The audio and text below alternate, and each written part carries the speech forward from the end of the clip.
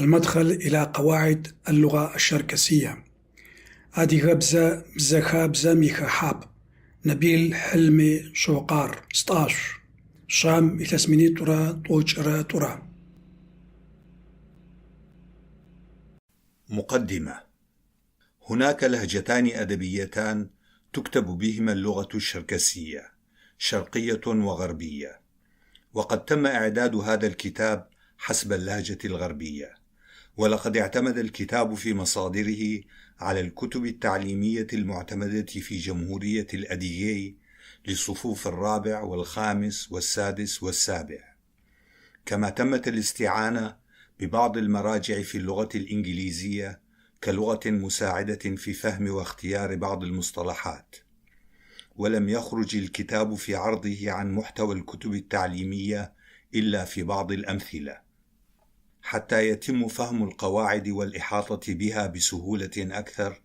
تم إدراج المعلومات وتنسيقها ضمن مجموعة كبيرة من الجداول، كما أن العنوان المدخل إلى قواعد اللغة الشركسية يشير إلى أن جوانب أخرى من قواعد اللغة الشركسية لم ترد في هذا الكتاب. من خلال تسلسل تواريخ كتب المراجع الشركسية نلاحظ المحاولات الحثيثة على تبديل المصطلحات من الروسية إلى الشركسية، وبالتالي يتوقع بأن المطبوعات الحديثة ما بعد عام 1993 والتي لم ترد محتوياتها في هذا الكتاب قد تم فيها شركسة مصطلحات أخرى إضافية. جزء كبير من المصطلحات الرئيسية الواردة في هذا الكتاب جاء بأسماء شركسية، ولا زال جزء يسير منها باللغة الروسية. لقد كانت قواميس الدكتور عادل عبد السلام هي المرجع الرئيسي في اختيار المصطلحات الشركسية. باوبلا أديت هيلخر قاوجيت وزارات خرر قبر تايرج آخرة متهلر جاك قواجج غبصغة خوغا متهلر زفغبصغر عراببززش أكرما آباي متهلم قدحاغة خم يقول أجب آفا أديغ خكم قجدجغة هيلخو بل تف خ بل كلاسخم شراغاجة خرر عر عش نمجهري نحبسنجو غرفة خونم بايا قد ضغحاغخر نحبو زبخجة تابيل قد غلواغخ قزرلاغورمجة هاديغ بزبزخابزر متشلم قدحاغم ناحي نحب عش فسجة نحتخلص حفصاصو قتخغر هاديغ بزبزخابزم يخحاب قلتز فبس اشتمنا حابرر هاديغ بزتخلو يقول أجب أو دغوتوغخم ياقدغجو لخانخم من رصيبورة خجرة طورة من رصيبورة بغجرة شرة وزيبلجة وشا أخخغخر ورسم يتصبع أدغابزجة نحزد زجغة قزرة خورة رار. دكتور عادل عبد السلام يقشا آلخخر رار نحدا أب أو خطفخوغخر وشا أخخغج أبسخم بايا. الأبجدية الشركسية اللهجة الغربية. هاديغ ألف بر. تتكون الأبجدية الشركسية من 66 حرفا، وهي مؤلفة من 10 أحرف صوتية و54 حرف ساكن، واثنان حرفان ليس لهما صوت، ويساهمان في تشكيل 9 أحرف من الأحرف المركبة ب ذ غ ق غ غ د ج ز زو ي يو ج ج ر ج ز ي ي ك كو ق ق ç ق ل ل ل م ن و پ پ پ ر س ت ط ط و ف خ خ خ ح ц ц ц ц, ч, ç, ç, ш, ш, шу, ш, шу, щ, пытэтамыгъ, шъэбэтамыгъ, а, ю, я, у. تصنيف الأحرف: 1. الأحرف الصوتية. مقازيشة خبزخر. يبلغ عدد الأحرف الصوتية 9 أحرف، وهي آ، أ، إ، و، و، ي، ي، يا، يو. علما بأنه يرد في المراجع الشركسية الحرف يو كحرف صوتي، إلا أنه لا يستخدم في الكلمات الشركسية إطلاقا. 2. الأحرف الساكنة. مقزراشة خبزخر، ويبلغ عددها 54 حرفا، وتقسم هذه المجموعة إلى مجموعتين رئيسيتين: الأحرف المفردة وعددها 22 حرفا، الأحرف المركبة وعددها 32 حرفا، وتقسم بدورها إلى أ الأحرف ثنائية التركيب وعددها 22 حرفا، ب الأحرف ثلاثية التركيب وعددها 10 أحرف. 3. الأحرف المساعدة: بتتامغ، شبتامغ. وهذان الحرفان ليس لهما صوت، يسهمان فقط في تشكيل 9 أحرف، وبالتالي يبلغ مجموع الأحرف 66 حرفا. انظر إلى الجدول التالي: مقازيشة خبزخر. الأحرف الصوتية: بش، آ، أ، إ، و، و، ي، ي، يا، يو، يو. مقزراشة خبزخر. الأحرف الساكنة: تخبزق زراق وخر. الأحرف المفردة: أجرت أرى مفردة: ب، ذ، غ، د، ژ، ز، ي، ك، ل، م، ن، ب، ر، س، ت، ف، خ، ц، ç، ş، ş، ı. ثنائية التركيب: ز، ج، غ، خ، ق، ç، ژ، ل، ş، ح، ج، ç، ş، l، p، t، ç، ц، u، gu، ku، څu. ثلاثية التركيب: ځو، غو، خو، قو، ژو، شو، شؤ، پؤ، طؤ، كو. أحرف بدون صوت: 2. شبتامغ، فتتامغ. طرق تشكل الأحرف المركبة: 1.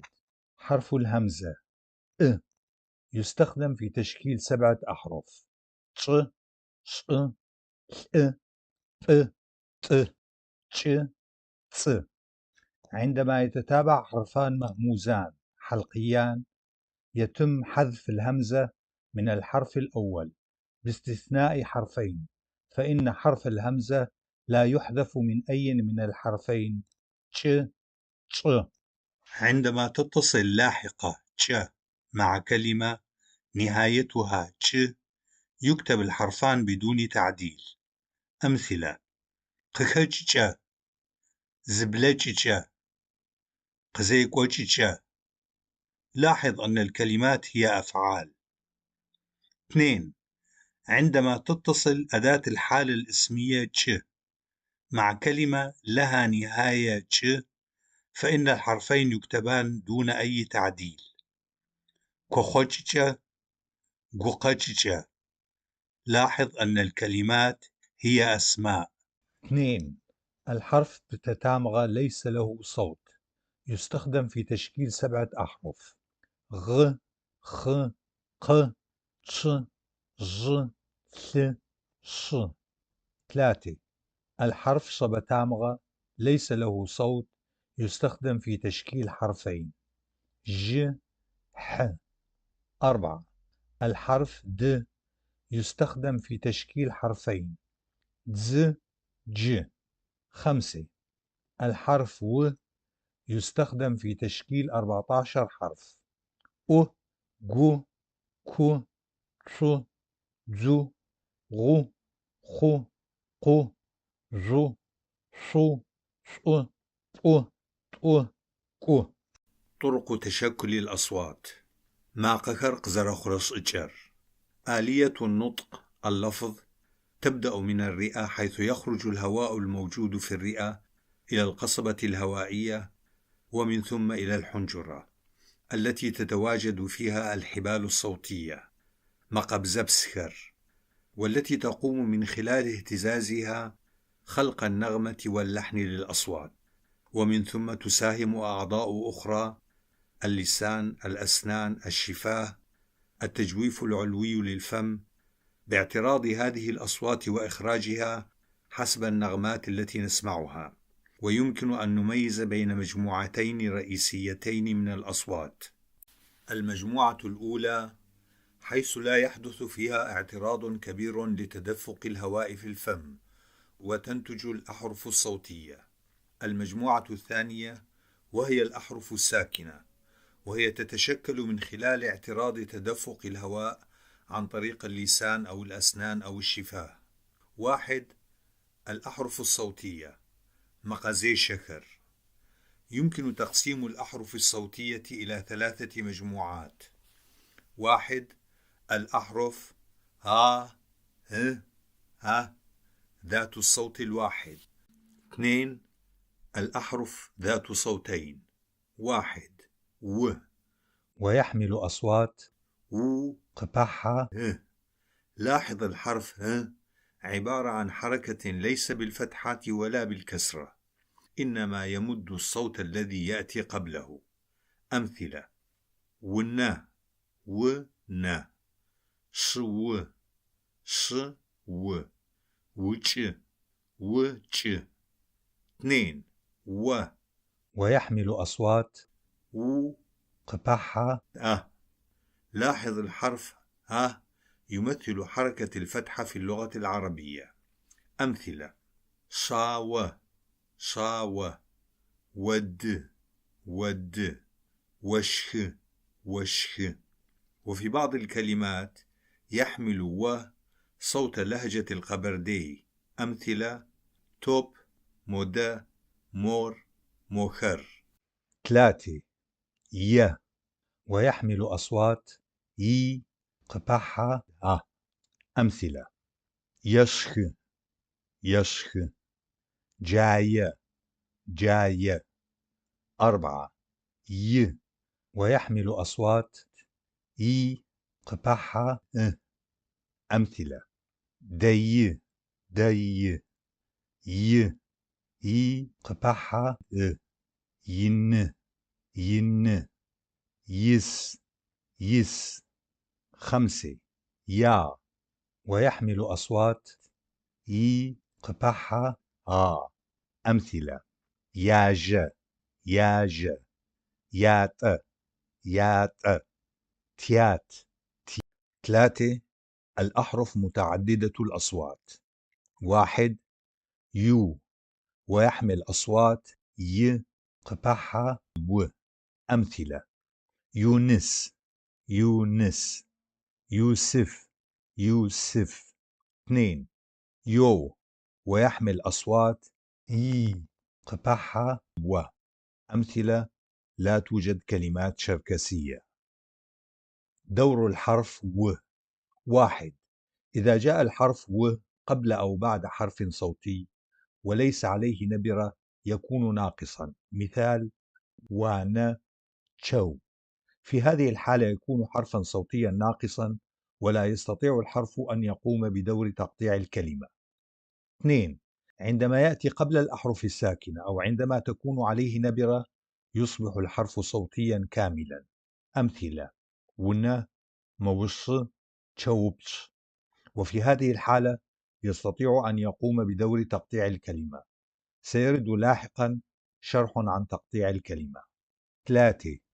يساهم في تشكيل مجموعة الأحرف المضمومة كما هو مبين في الجدول التالي وعددها 15 حرفا: ج، غ، ج، ر، ك، ق، ق، ط، ط، خ، ص، ص، ص، أ، خ.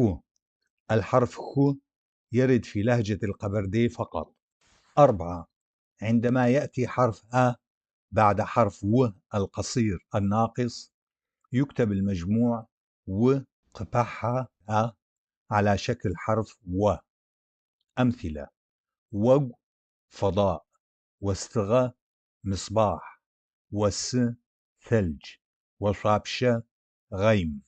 دور الحرف ي: 1. حرف صوتي طويل. أمثلة: شيز مكافئ على مقياسه، قين صعب، ثيجر تبعه خارجا. 2. يكون له لفظ ي زائد الياء القصيرة زائد المادة. أمثلة: ين ين كبير، مجي مجي يصرخ. دور الحرف و: يلفظ بتدوير الشفتين إلى أقصى حد كما في اللهجة الشرقية، ويرد عند استخدام بعض أسماء العلم: توب، موسى، شورى، وكذلك في بعض الكلمات القليلة كأسماء الإشارة: مودة، مور. ملاحظة: انتبه إلى لفظ حرف و هنا ليس كلفظ حرف و يساوي و الوارد في الفقرات السابقة. 2. الأحرف الساكنة مقزرا شكر. 1. الأحرف الساكنة ذات الأصوات الحادة وذات الأصوات المصمتة: مقزرا شان خمرة، دق خمرة. تقسم الأحرف الساكنة إلى أحرف ذات أصوات حادة وصامتة، وهي مبينة في الجداول التالية: 1. الأحرف ذات الأصوات الحادة التي لها مقابل حرف صامت. الأحرف ذات الأصوات الحادة: مقشانخر، ذ، غ، غ، غ، ژ، ژ، ز، ع. الأحرف ذات الأصوات الصامتة: مقدقخر، ف، خ، خ، خ، ص، ش، س، ح. ملاحظة: ع يساوي عين كما ورد في كتاب أدغابزة 5 المطبوع في مايكوب عام 1993. 2. الأحرف ذات الأصوات الحادة التي لها مقابل حرفين صامتين. كل حرف حاد وما يقابله من الحرفين الصامتين تسمى بالمجموعة الثلاثية. الأحرف ذات الأصوات الحادة: مقشانخر، ب، ج، د، ج، ج. الأحرف ذات الأصوات الصامتة: مقدقخر، ب، ب، ك، ك، ت، ت، ش، ش، ش، ش. الأحرف ذات الأصوات الحادة: مقشانخر، دز، دزو، ژ، ر، ل. الأحرف ذات الأصوات الصامتة: مقدقخر، ц، ц، ц، ц، ش، ش، ش، ش، ل، ل. 3. الأحرف ذات الأصوات الحادة والصامتة التي ليس لها مقابل. الأحرف ذات الأصوات الحادة: مقشانخر، م، ن، ر. الأحرف ذات الأصوات الصامتة: مقدقخر، ك، ق، ق، أ، أ. 2. الأحرف الساكنة ذات الأصوات الثقيلة وما يقابلها من أحرف ذات أصوات رقيقة. الأحرف الساكنة الرقيقة والثقيلة: مقزراش صاب خمرة، خاص خمرة. الأحرف الساكنة الرقيقة: مقزراش صابخر، ج، ج، ش، ش، ش. الأحرف الساكنة الثقيلة: مقزراش بخاصخر، ج ژ ጭ ش ش. 3. الأحرف الساكنة ذات المد القصير وذات المد الطويل. مقزراشو قدين بلجرمرة وملجرمرة. الأحرف الساكنة ذات المد مقزراشة بقديخر ج ر ل ث ص ص. الأحرف الساكنة عديمة المد مقزراشة ومقديخر ب ب أو ب جو كو. الأحرف الساكنة ذات المد مقزراشة بقديخر خ ح ص ر ش.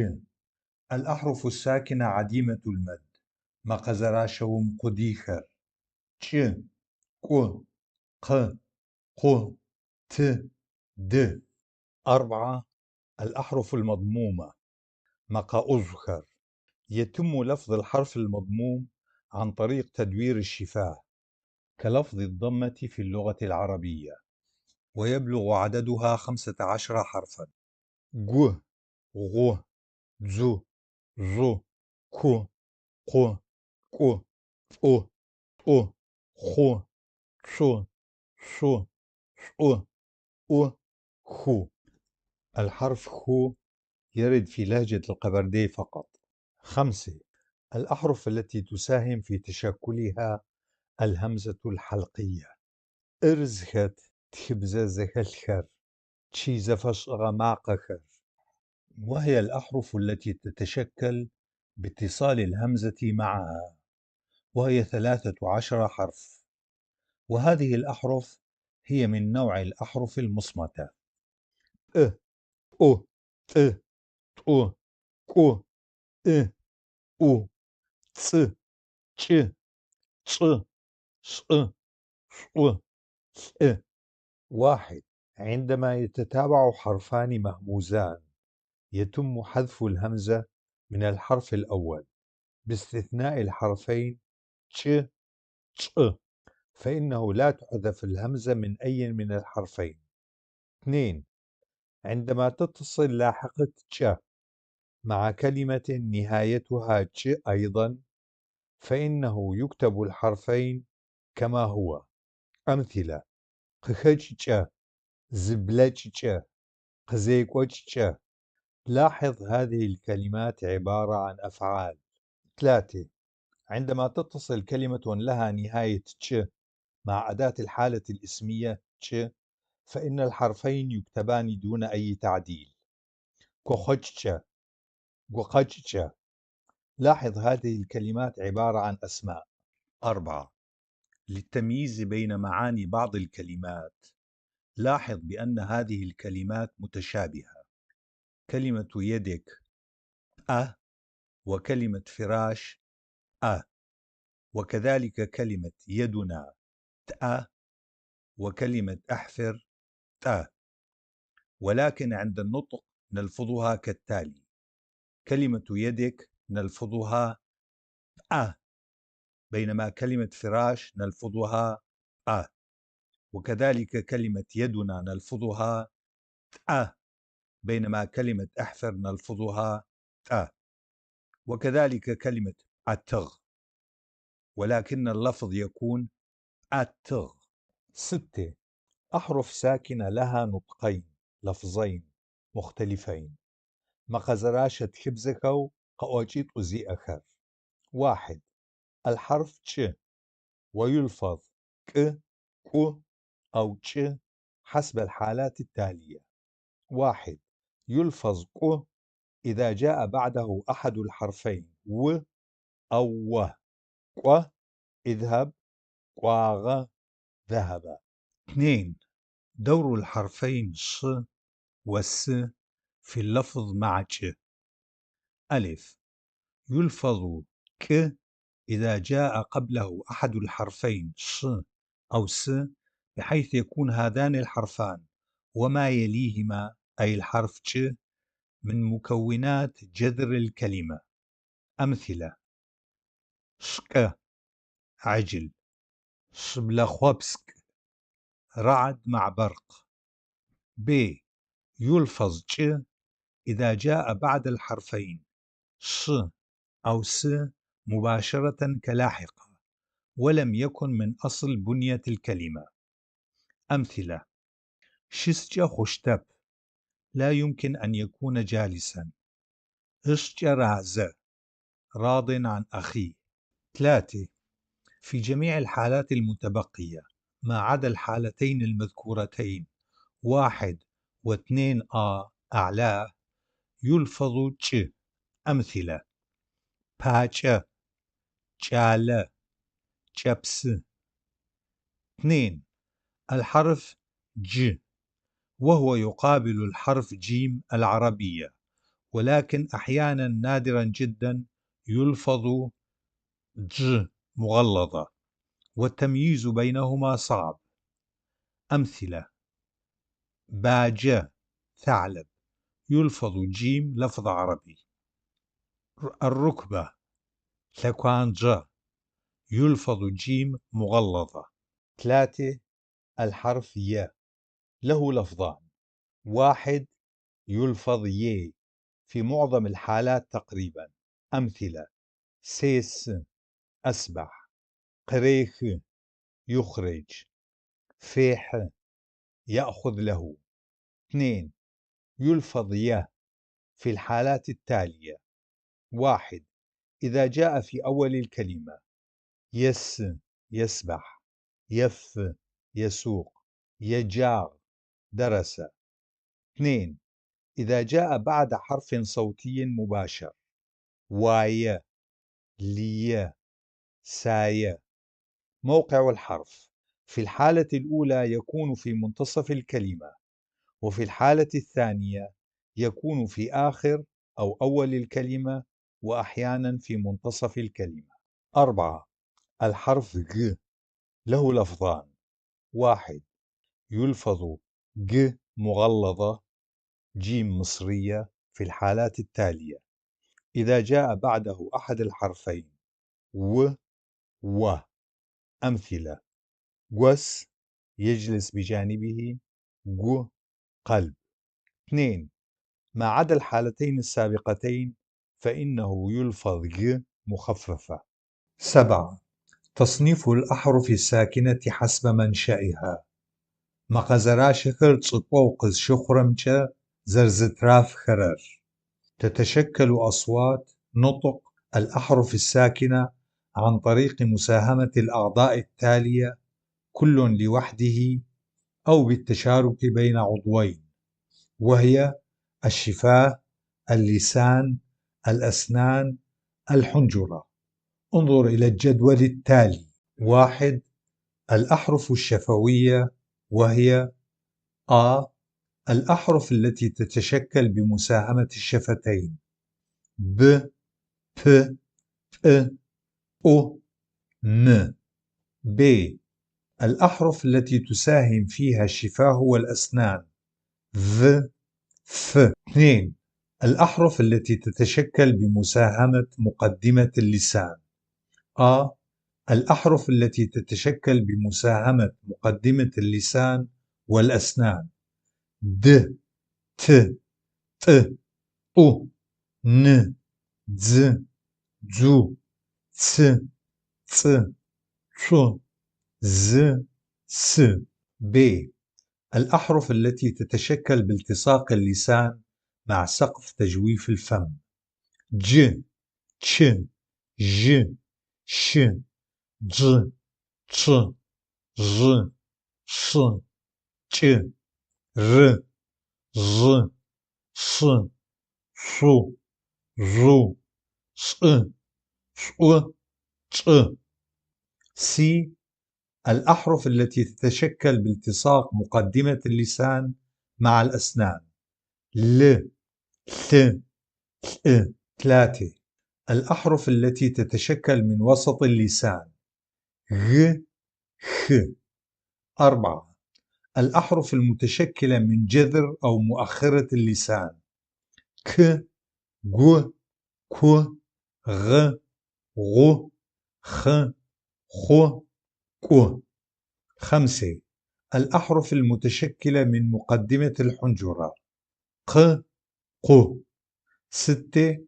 الأحرف المتشكلة من مؤخرة الحنجرة: أ، أ، خ، ح. تقطيع الكلمات: بتشغر. تتكون الكلمات في اللغة الشركسية على شكل مقطع مقطع، وكل حرف صوتي يؤدي إلى وجود أو تشكيل مقطع، أي بقدر عدد الأحرف الصوتية توجد مقاطع. غالبا ما يكون الحرف الصوتي عند نهاية كل مقطع، مع العلم أنه في بعض الأحيان يشكل الحرف الصوتي مقطعا لوحده، كما هو مبين في الجدول أدناه، وهذا لا يخضع إلا لقاعدة نغمة الصوت. انظر إلى الجدول أدناه. أمثلة على تقطيع الكلمة: الكلمة، المقاطع، الأحرف الصوتية وعددها، عدد المقاطع. مأرس، مأرس. 3. ها، 3. تفاح. واستغ، واستغ أو وستغ. 2. 2. مصباح. خافة، خافة. 2. 2. حامض. دج، دج. 2. 2. مر. غصأواغ، غصأواغ. 4. ها، 4. تعجب. مجق، مجق. 3. و. 3. يلعب. الحرف و يكون أحيانا حرفا صوتيا ناقصا، حينها لا يقوم بعمل مقطع في الكلمة، وذلك حينما يأتي قبل أو بعد حرف صوتي آخر وليس عليه نبرة. أمثلة: وايا، وانا، قايا، تشو. وكذلك فإن الحرف يي ناقص لا يستطيع أن يعمل مقطعا.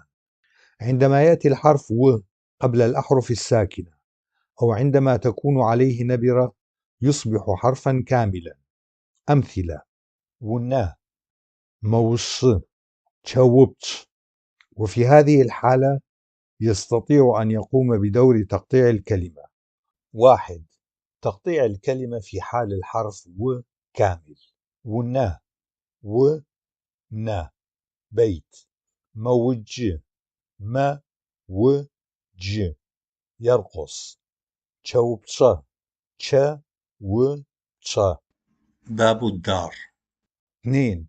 تقطيع الكلمة في حال كون الحرف و ناقص: واي، واي. 2. أجواء ماطرة: وانا، وانا. 2. سرج. قايا، قايا. 2. جبن. تشو، تشو. 1. أرض مسورة. يحتل مفهوم المقطع، تقطيع الكلمة، في اللغة الشركسية أهمية كبيرة، إذ تصبح عملية القراءة والكتابة سهلة عندما يتم إتقان عملية تقطيع الكلمة. وبدون فهم عملية تقطيع الكلمة تظل القراءة والكتابة صعبة للغاية، وذلك بسبب طول الكلمة، وهذا ناجم عن وجود الأحرف المركبة. ملاحظة: لجعل القراءة في اللغة الشركسية سهلة، حاول أن تقرأ كل مقطع لوحده فقط، ثم تابع قراءة المقطع الذي يليه، وهكذا، ولا تحاول أن تنظر إلى كامل الكلمة دفعة واحدة. النبرة: تيقزر. كما ورد سابقا فإن الكلمات تتكون على شكل مقطع مقطع، وفي بعض المقاطع يتم التشديد عليها أكثر من المقاطع الأخرى، ليس جميع الكلمات، وهذا ما يفسر وجود النبرة. وفي اللغة الشركسية غالبا ما تأتي النبرة على المقطع الأخير من الكلمة: ماتخ، يكتب. تغ، شمس. تطأ، مكان. صنة، خروف. قواغ، ذهب. تستطيع النبرة تغيير معنى الكلمة، كأمثلة انظر إلى الجدول الأدنى. قيوخ يضربونه، قيوخ اضرب إلى الأسفل. قاش يجلبونه، قاش اجلبه. الكلمة واشتقاقاتها: قش أمر قزتيجر قش أبقى خمرة. الكلمة هي كل لفظ يحمل معنى محددا وتقسم إلى الأنواع التالية: 1. الكلمات ذات الجذور، وتشمل الاسم، الصفة، العدد، الضمير، الفعل، الظرف، وهي التي تشارك في صياغة الجملة، كما أنها تخضع إلى التصريف حسب الحالات الاسمية والأزمنة وحالات الجمع والإفراد. 2. كلمات تحمل معنى، كأدوات الربط والتعجب والنداء، وهذه الكلمات لا تعطي معاني محددة ولا تساهم في صياغة الجملة، وإنما تقوم بالربط بين أجزاء الجملة وبين الجمل نفسها. المكونات التي يمكن أن تساهم في تشكيل الكلمة: 1. السابقة شبسابة، وتشمل أيضا الضمائر الشخصية المتصلة شحتساباب شخر. 2. الجذر شابسة، وهو الذي يحمل المعنى الرئيسي للكلمة. 3. اللاحقة شبسوج. 4. أداة الحالة الاسمية شوخ ر م مج أو، وهي جزء من الكلمة وتقوم بترتيب وتنسيق الكلمة مع الكلمات الأخرى، ولا تساهم في إبراز معنى الكلمة وإنما تساهم في الصياغة. الإعراب: 5. أداة الربط شبزة، وهي حرف العطف ر وي. 6. اللاحقة الوسطية أو المركزية جردز. يمكن تقسيم الكلمات في اللغة الشركسية إلى 3 مجموعات رئيسية: 1. كلمة غير مشتقة قتيمج قش أخر، وهي كلمة مؤلفة من جذر واحد. 2. كلمة مشتقة قتيج قش أخر، كلمة مؤلفة من اتحاد جذرين أو جذر واحد مع اللاحقة زائد السابقة أو إحداهما. 3. كلمة الاشتقاق المتكرر، وهي الكلمة عندما تعاد اشتقاقها مرة أخرى من كلمة مشتقة سابقا، ولها الأشكال التالية: 1. كلمة مؤلفة من اتحاد 3 جذور وأكثر، وتسمى بالكلمات المركبة قشئة زخلخر. 2. كلمة مؤلفة من جذور مع سوابق ولواحق، وتسمى بالكلمات المختلطة قشئة زخاب خخر، وذلك نظرا لاشتراك جميع عناصر تشكيل الاشتقاق. كلما زاد عدد السابقات واللاحقات تغير المعنى، يساوي زيادة في عدد تكرار الاشتقاق. المجموعات الثلاث التي تتوزع فيها الكلمات الشركسية: 1. كلمة غير مشتقة، الكلمات المؤلفة من جذر واحد.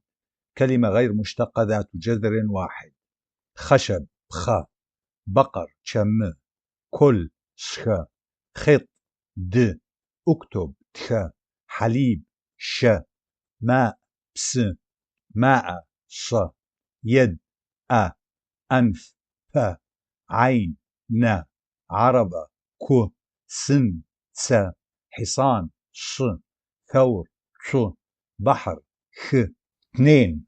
كلمات مشتقة، الكلمات المؤلفة من اتحاد جذرين أو جذر واحد مع لاحقة أو سابقة، حيث تتشكل كلمات جديدة، ويمكن أن نميز شكلين: 1. كلمات مشتقة مؤلفة من جذرين بدون سابقة ولاحقة قتيج وش أخر. جذر زائد جذر، الكلمة الناشئة من اتحاد جذرين: ن قبحة بس نبس، دمع عين زائد ماء، ن قبحة ب ناب، وجه عين زائد أنف، شحة قبحة تس شحتس، شعر ريش زائد الرأس، بس قبحة نا بسنا، بئر ماء زائد عين. ونا قباحة شحا وناشحا سطح البيت بيت زائد رأس. جا قباحة جا جاجة لحية فم زائد نهاية. قباحة ج رجل عجوز رجل زائد قديم. بخا قباحة آشا بخاش محراث خشب زائد سلاح.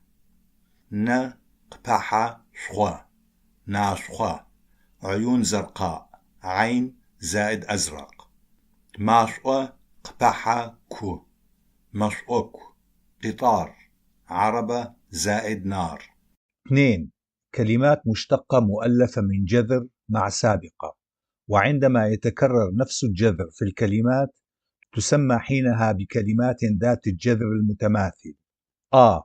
الكلمات ذات الجذر المتماثل قشأ زلب سوكر، وهي كلمات مشتقة مؤلفة من جذرين، الجذر الأول ثابت مؤلف من نفس الكلمة زائد جذر آخر أو سابقة أو لاحقة. الكلمات المشتقة من الجذر المتماثل لكلمة العين ن زائد جذر آخر. جذر زائد جذر الكلمة المشتقة. ن قبحة ب نا ب وجه. ن قبحة بس نبس دمع. ن قبحة جو نج وجه. ن قبحة غو ناغو عيون شهلة. ن قبحة بس نابس حاجب العين. ن قبحة شخوا ناشخوا عيون زرقاء. ن قبحة بأ نابأ جفن العين. ن قبحة تص ناتص أسفل العين. ن قبحة شن نشو أعمى. الكلمات المشتقة من الجذر المتماثل لكلمة ماء بس زائد جذر آخر أو لاحقة سبسوز. جذر زائد جذر أو لاحقة.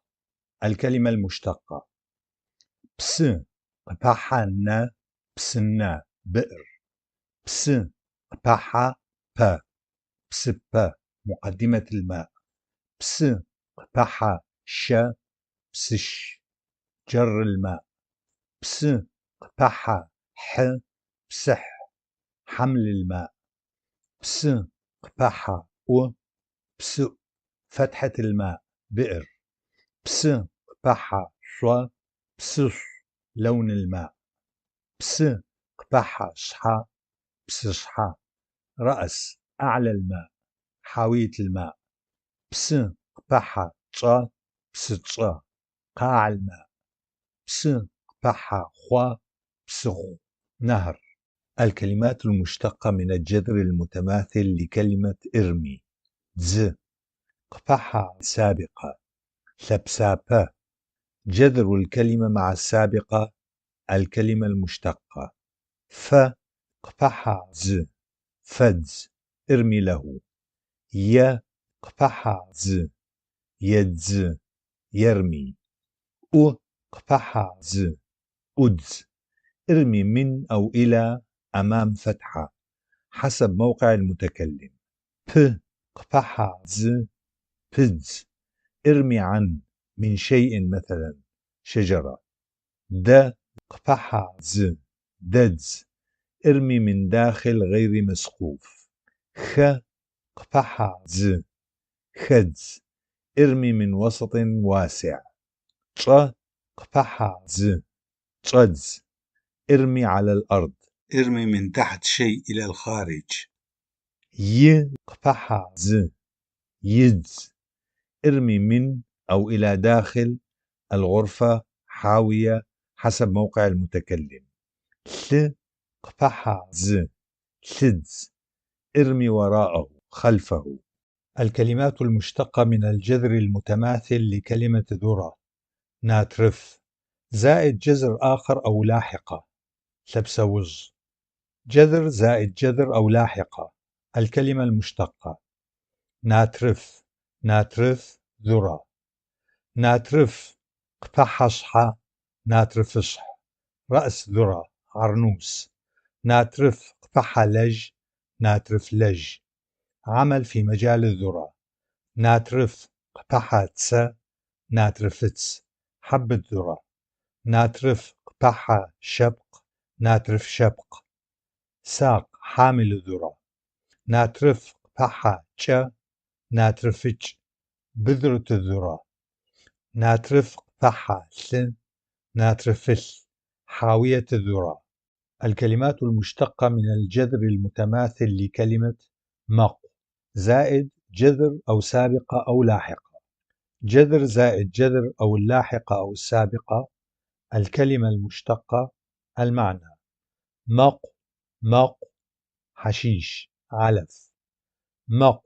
قبحة أو مقاو الحصاد للحشيش مق قبحة مش مقمش حشيش زائد حقل مق قبحة مشش مقمشش فلاح مزارع مق قبحة ونو مقونو وقت حصاد الحشيش مق قبحة مقبأة مكان الحشيش مق قبحة شط مقشط استلام الحشيش مق قبحة ش مقش ترحيل الحشيش الكلمات المشتقة من الجذر المتماثل لكلمة دغو زائد جذر أو سابقة أو لاحقة دغو جيد ف قبحة دغو فدو جيد معه دغو قبحة غ دغوغ جودة شو قبحة دغو شودو جيد بنظره ب الكلمات المشتقة والمتشكلة من اتصال السابقة أو اللاحقة أو كليهما مع الكلمة ذات الجذر الواحد جذر الكلمة زائد لاحقة أو سابقة أو كليهما الكلمة المشتقة تري قبحة تريدز يرمي على يوقع على كتاب قوي قبحة قويدز يرمي بجانبه ي قبحة يتخ يكتبه تري قبحة تريتخ يكتب عليه ون قبحة وناغ عائلة ناسب قبحة ناسبغ حظ نصيب تخ قبحة وشق تخوش سهل الكتابة تخ قبحة واية تخواي صعب الكتابة ز قبحة غوغو قبحة غو زوغو رفيقي درب ز قبحة نسا قبحة غو زنسو كنائن عروسين تيب قبحة ث قبحة تيبلج ينقل عنه بالنظر 3 الكلمات ذات الاشتقاق المتكرر وهي الكلمات المؤلفة من 1 جذرين مع لاحقة أو سابقة أو كليهما معا قشاء ثبسيط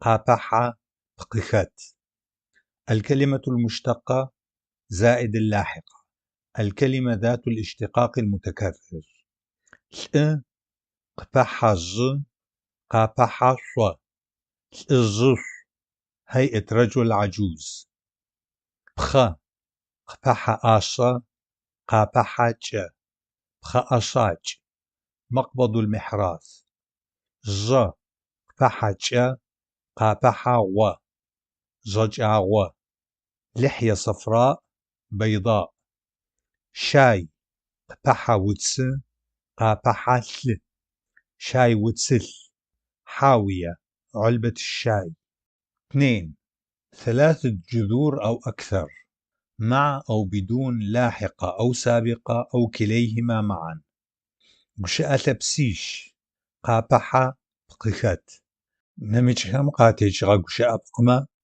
يتآني بقخدخر قابحزة يجرجو غبصغ قشأخر قاتيج.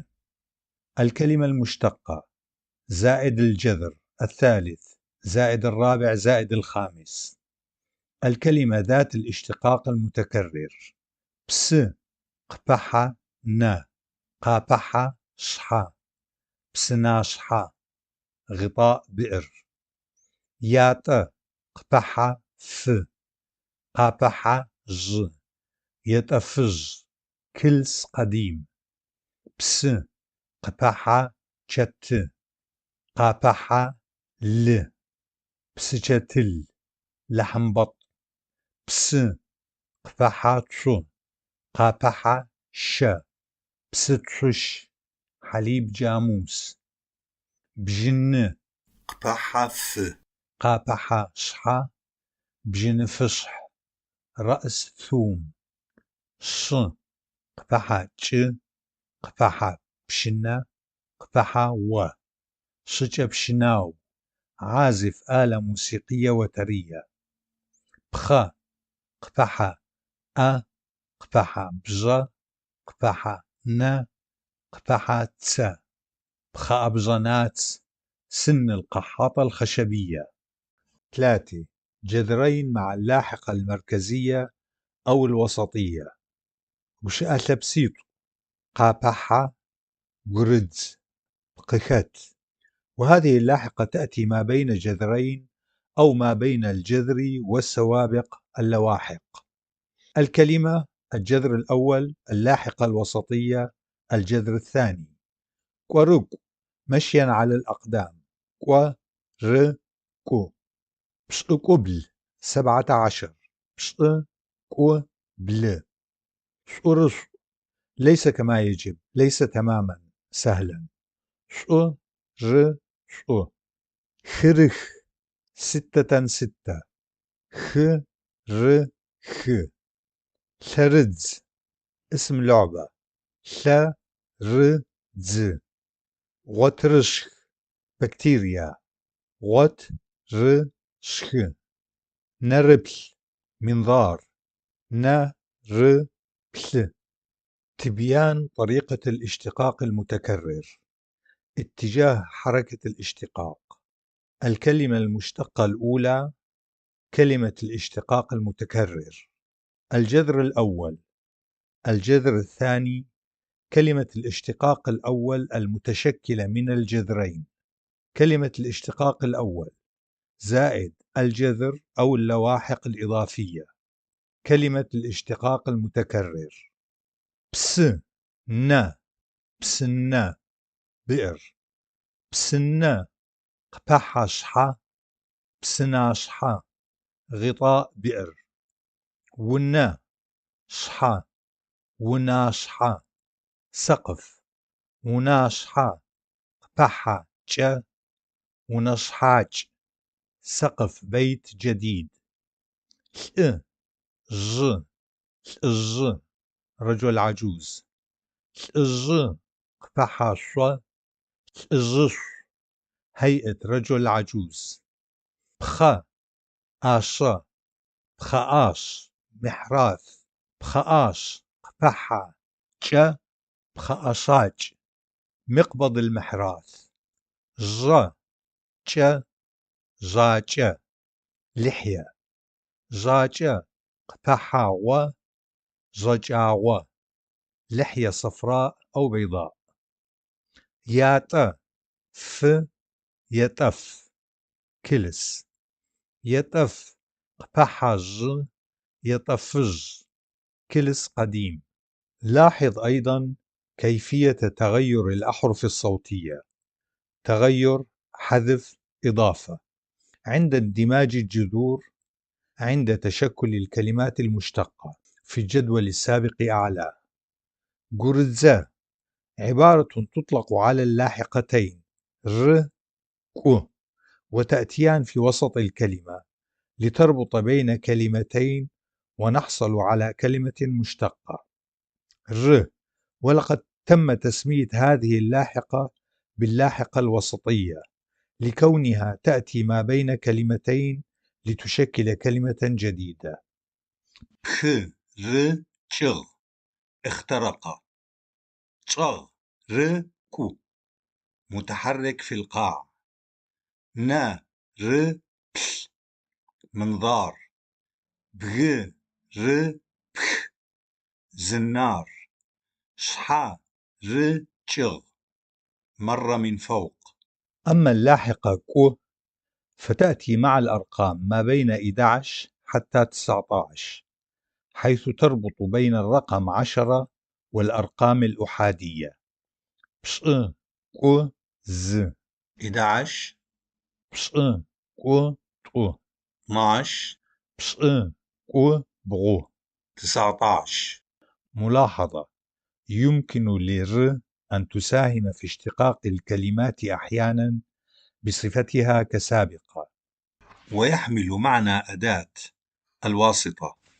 ركواغ، ذهب ب، رتشاغ، ركض ب، رتخرجغ، اجتاز ب أو اخترق ب، ربلاغ. نظر ب. كيفية تغير الأحرف الصوتية في جذر الكلمات. كشي أثابسم مقازي شكر زبلخوغ زرخ كرر.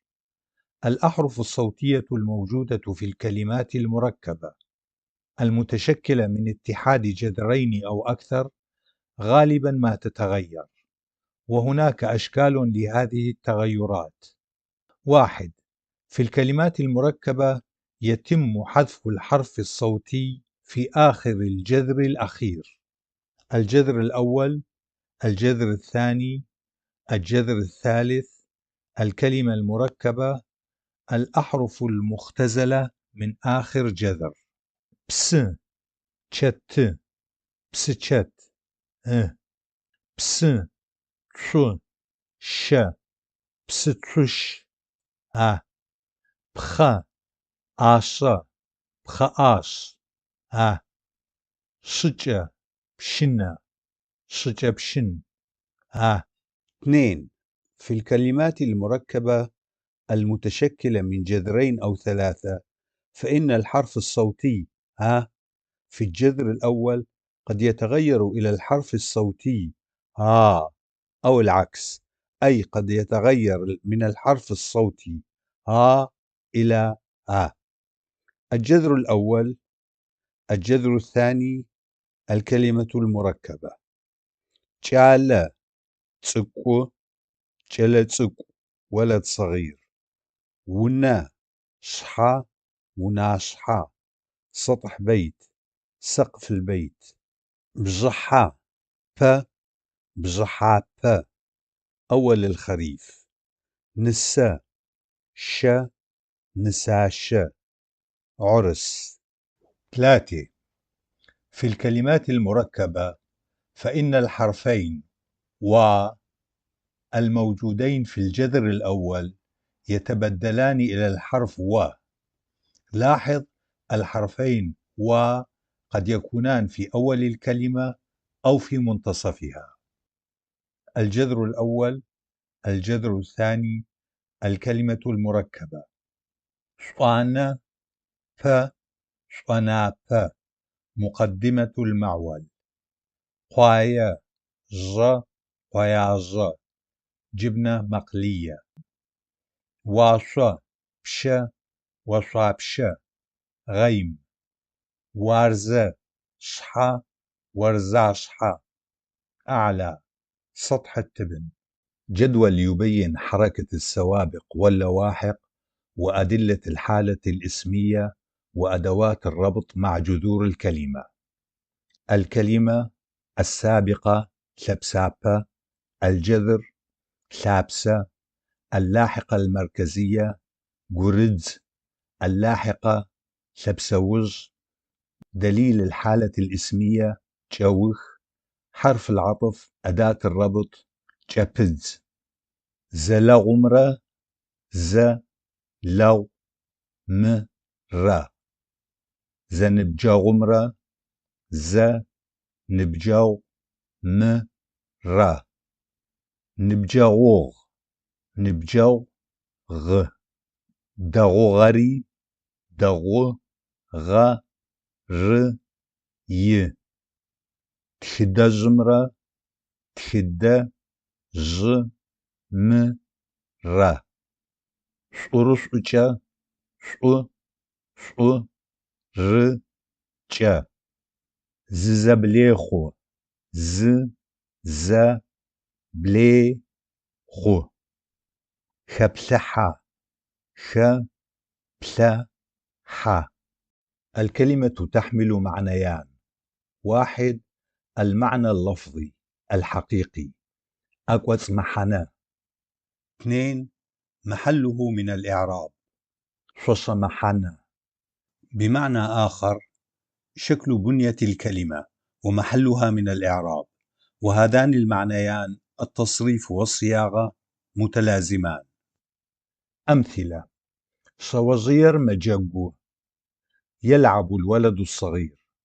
شوزير واحد معناه العام ولد صغير ذكر. اثنين محله من الإعراب اسم في الحالة الاسمية، الفاعل في حالة المفرد. مجاقو واحد معناه العام يلعب يمرح يرفه عن نفسه. اثنين محله من الإعراب فعل لازم في الزمن الحاضر مفرد. إذن بالإضافة إلى المعنى العام اللفظي للكلمة، فإن الأسماء والصفات والضمائر والأعداد تتغير حسب الحالات الإسمية، وتكون لها صفات الإفراد أو الجمع. والأفعال الكلمة تتصرف حسب الضمائر الشخصية، وفي حالة الإفراد والجمع. والظرف فقط هي الكلمة التي لا تخضع إلى التصريف، وجميع هذه الحالات تساهم في تشكيل الجملة. أداة الجمع خ في الكلمة لا تغير من المعنى الحقيقي للكلمة. كما أوردنا سابقا، بالإضافة إلى الكلمات ذات الجذر الواحد، فإن الكلمات تتشكل بطرق مختلفة. وللتذكير نعيد ونوجز الأسس التي تساهم في تكوين اشتقاق الكلمات. قشأ غبس جخر كلمات مشتقة بمساهمة الجذور، اندماج الجذور. قشأ بقزخلخر، وهي التي تتشكل من اتحاد جذرين أو أكثر. كلمات مشتقة بمساهمة السوابق ثبسب قشأ غبس، يمكن أن تستخدم أكثر من سابقة في تشكيل الكلمة، وتلعب دورا أكثر في تشكيل الأفعال. كلمات مشتقة بمساهمة اللواحق ثبسوز قشأ غبس، يمكن أن تستخدم أكثر من لاحقة في تشكيل الكلمة، وتلعب دورا أكثر في تشكيل الأسماء. كلمات مشتقة بمساهمة اللاحقة المركزية قرز قشأ غبس تلعب دورا في ربط وتنسيق أجزاء الكلمة، وتستخدم كثيرا في تشكيل كلمات الأعداد والأسماء. كلمات متكونة من اشتراك جميع عوامل الاشتقاق، اتحاد جذور زائد لواحق زخب خغوش أغبس. وهناك أيضا نوعين من الكلمات طريقة تشكلهما مختلفة نوعا ما. كلمات متكررة قجأ تجر، وهي عبارة عن مصطلحات مؤلفة من كلمتين وتوضع بينهما إشارة العارضة، ويمكن التمييز بين أنواع عديدة سيرد تفاصيلها في الفقرات اللاحقة. كلمات حسب تغير الصوت مقزبلخر، عندما يتغير الحرف الصوتي الأخير من الكلمة يتغير معنى الكلمة. الأسماء المشتقة غالبا تتشكل بمساهمة اتحاد الجذور واللواحق. مساهمة السوابق في اشتقاق الأسماء أقل من اللواحق. الأفعال المشتقة غالبا تتشكل بمساهمة اندماج الجذور واللواحق والسوابق. مساهمة السوابق في اشتقاق الأفعال أكثر من اللواحق، أما استخدام اللاحقة الوسطية تنتج عنها كلمات من الأعداد والأسماء المتكونة من الأفعال. الكلمة المشتقة يمكن أن يكون لها أكثر من لاحقة وأكثر من سابقة أيضا، كما أنها قد تتألف من اتحاد جذور عديدة. مصطلح بنية الكلمة. وش أبقر. بنية الكلمة هي الكلمة بدون أداة الحالة الاسمية وأدوات الربط، وكذلك بدون إشارات تصريف الأفعال حسب الأزمنة، وهي التي تحمل معنى الكلمة، بينما أدوات الحالة الاسمية والربط وأدوات تصريف الأفعال حسب الأزمنة لا تساهم في تغيير معنى الكلمة، وإنما تساهم فقط بتنسيق وترتيب الكلمات مع بعضها لأداء معنى الجملة بأفضل طريقة ممكنة. لفهم معنى بنية الكلمة انظر إلى الجدول. أنواع بنية الكلمة. 1. بنية كلمة غير مشتقة، كلمة بدون لواحق، أدوات الحالة الاسمية وأدوات التصريف حسب الأزمنة. الكلمة بشئر، اللاحقة سبسوز، بنية الكلمة الجذر ثابسة. نر نر، ر ن، العين. شحر، ر شحا، الرأس. تاغ، غ ت، أعطى. جاغ، غ ج، اقفز. ثاغر، ر ثاغ، عالي. قشت، شت قه، اذهب. قص، قص، ذكي. 2. بنية كلمة مشتقة. مشتقة عن طريق السوابق واللواحق. بنية الكلمة.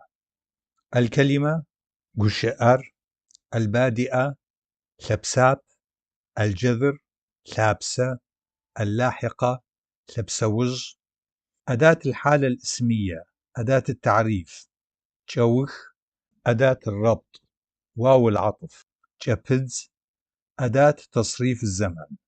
بنفس العمر زلغمرة، ز لو م ر. والأصدقاء زنبجاغمرة، ز نبجاو م ر.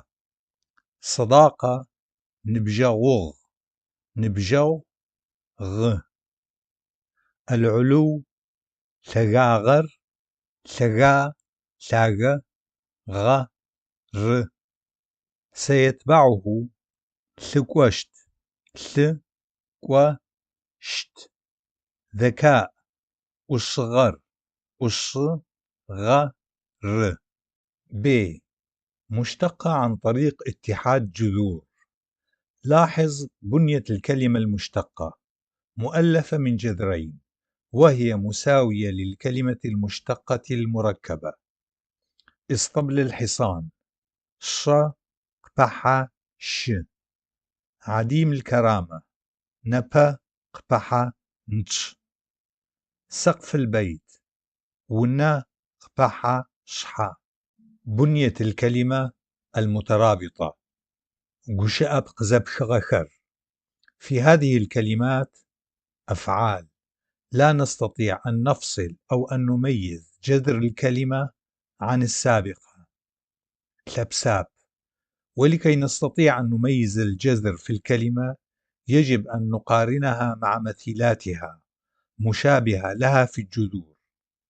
أمثلة عن ذلك: بس، بت، بثل، بث، قوس، شت، خس، خت، خل، خيء، بيء، طيء، طيقة، طببة، قوس، قوت، أت، أل. يشوى، خيشو، يف، قوس، قوت، قوثل، قافة. المقارنة كالتالي: شس، شس، بث، بث، جوس جوس. الاسم قواتصر. الاسم يحدد الشخص أو المكان أو الكائن أو الفكرة. 1. أسماء العلم: أسماء مدن أو أنهار أو أشخاص، ويبدأ كتابته بحرف كبير. نالتشيك نالتشيك. مياقواب مايكوب. نارت نارت. ساوسروق ساوسروقو. 2. أسماء عادية عامة أو أسماء الجنس: تشغ شجرة، ونا بيت، تخل كتاب، شز امرأة، رجل، تحكمجح أرنب. الأسماء يمكن أن تكون في حالة النكرة أو التعريف. أدوات التعريف هي م ور. 3. جنس الأسماء: لا تميز اللغة الشركسية بين مذكر أو مؤنث، توجد صيغة واحدة فقط. 4. الاسم وعدده: يوجد في اللغة الشركسية فقط صيغتي المفرد والجمع، ولا يوجد المثنى. 5. غالبا ما تأتي الأسماء في الجمل بحالة الفاعل أو المفعول به، أو اسم المجرور، أو في حالة المضاف إليه.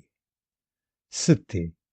يمكن تصريف الاسم حسب الحالات الاسمية، كما يمكن أن يكون في حالة المفرد أو الجمع.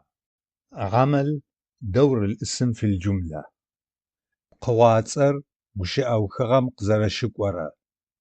يلعب الاسم في الجمل دور الفاعل أو المبتدأ الذي يسند إليه الفعل، وكذلك يلعب دور المفعول به أو اسم المجرور أو حالة المضاف إليه، ويمكن إيضاح ذلك كالتالي: في اللغة الشركسية هناك 4 حالات مختلفة تصاغ فيها الأسماء وتأخذ فيها أدوارا مختلفة، وتحدد باللواحق التالية: قبح م، قبح ر، قبح ج، قبح أو.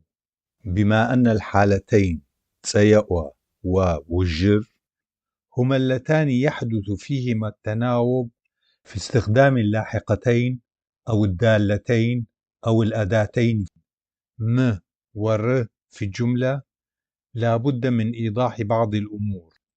الأداة أو الدالة هما التعبيران المستخدمان للاحقتين ر وم عند الإشارة إلى حالات إعرابية.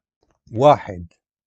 حالة التسيأ، وتحدد هذه الحالة باتصال اللاحقة ر بالفاعل أو المبتدأ ضمن الجملة، ويمكن أن تكون هناك أسماء أخرى ضمن الجملة تتصل بها لواحق أخرى لها أوضاع إعرابية مختلفة، والفعل المرافق في الجملة في هذه الحالة يكون فعلا لازما، والفاعل هنا لا يحتاج إلى مفعول، وبالتالي الاسم الذي تتصل به الأداة م يكون في محل اسم مجرور. أمثلة على ذلك: 1. يذهب الولد، جالر ماقوى. 2. ذهب الولد إلى البيت، جالر ونم قواغ. 3. يجلس الولد على الطاولة، جالر ثقوانم تيس. لاحظ أن الفاعل الولد تم تحديده عن طريق اتصاله باللاحقة ر، أما اسم المجرور البيت الطاولة فيتم تحديده باتصاله باللاحقة م، وهو ما يعرف بالمفعول غير المباشر في اللغة الشركسية. وهذه اللاحقة أي م تتضمن معاني حروف الجر بمختلف أشكالها: من، في، على، إلى. اللغة الشركسية لا تميز بين المنصوب والمجرور. 2. حالة الوجر، وتحدد هذه الحالة باتصال اللاحقة م بالفاعل أو المبتدأ ضمن الجملة.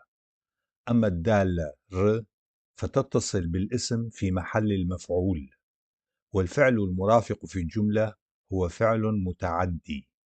أمثلة على ذلك: 1. أخذ الأستاذ الكتاب. جلي غاجم تخلر اشتار. 2. أكل الولد الخبز. جالم حلغر اشخو. 3.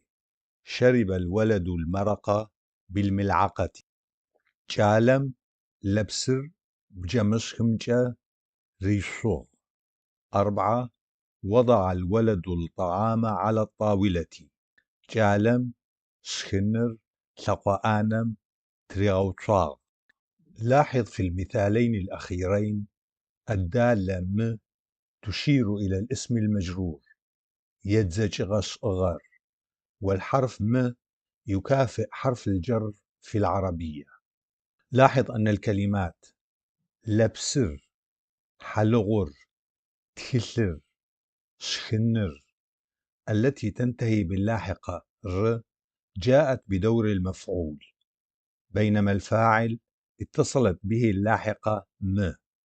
وهذا التناوب في اتصال اللاحقتين ر وم مع الفاعل بين الحالتين يحدده الفعل لازم أو متعدي ضمن الجملة، وهو الذي يلعب الدور في تحديد الحالة الاسمية، وبالتالي أيهما الفاعل وأيهما المفعول أو المجرور.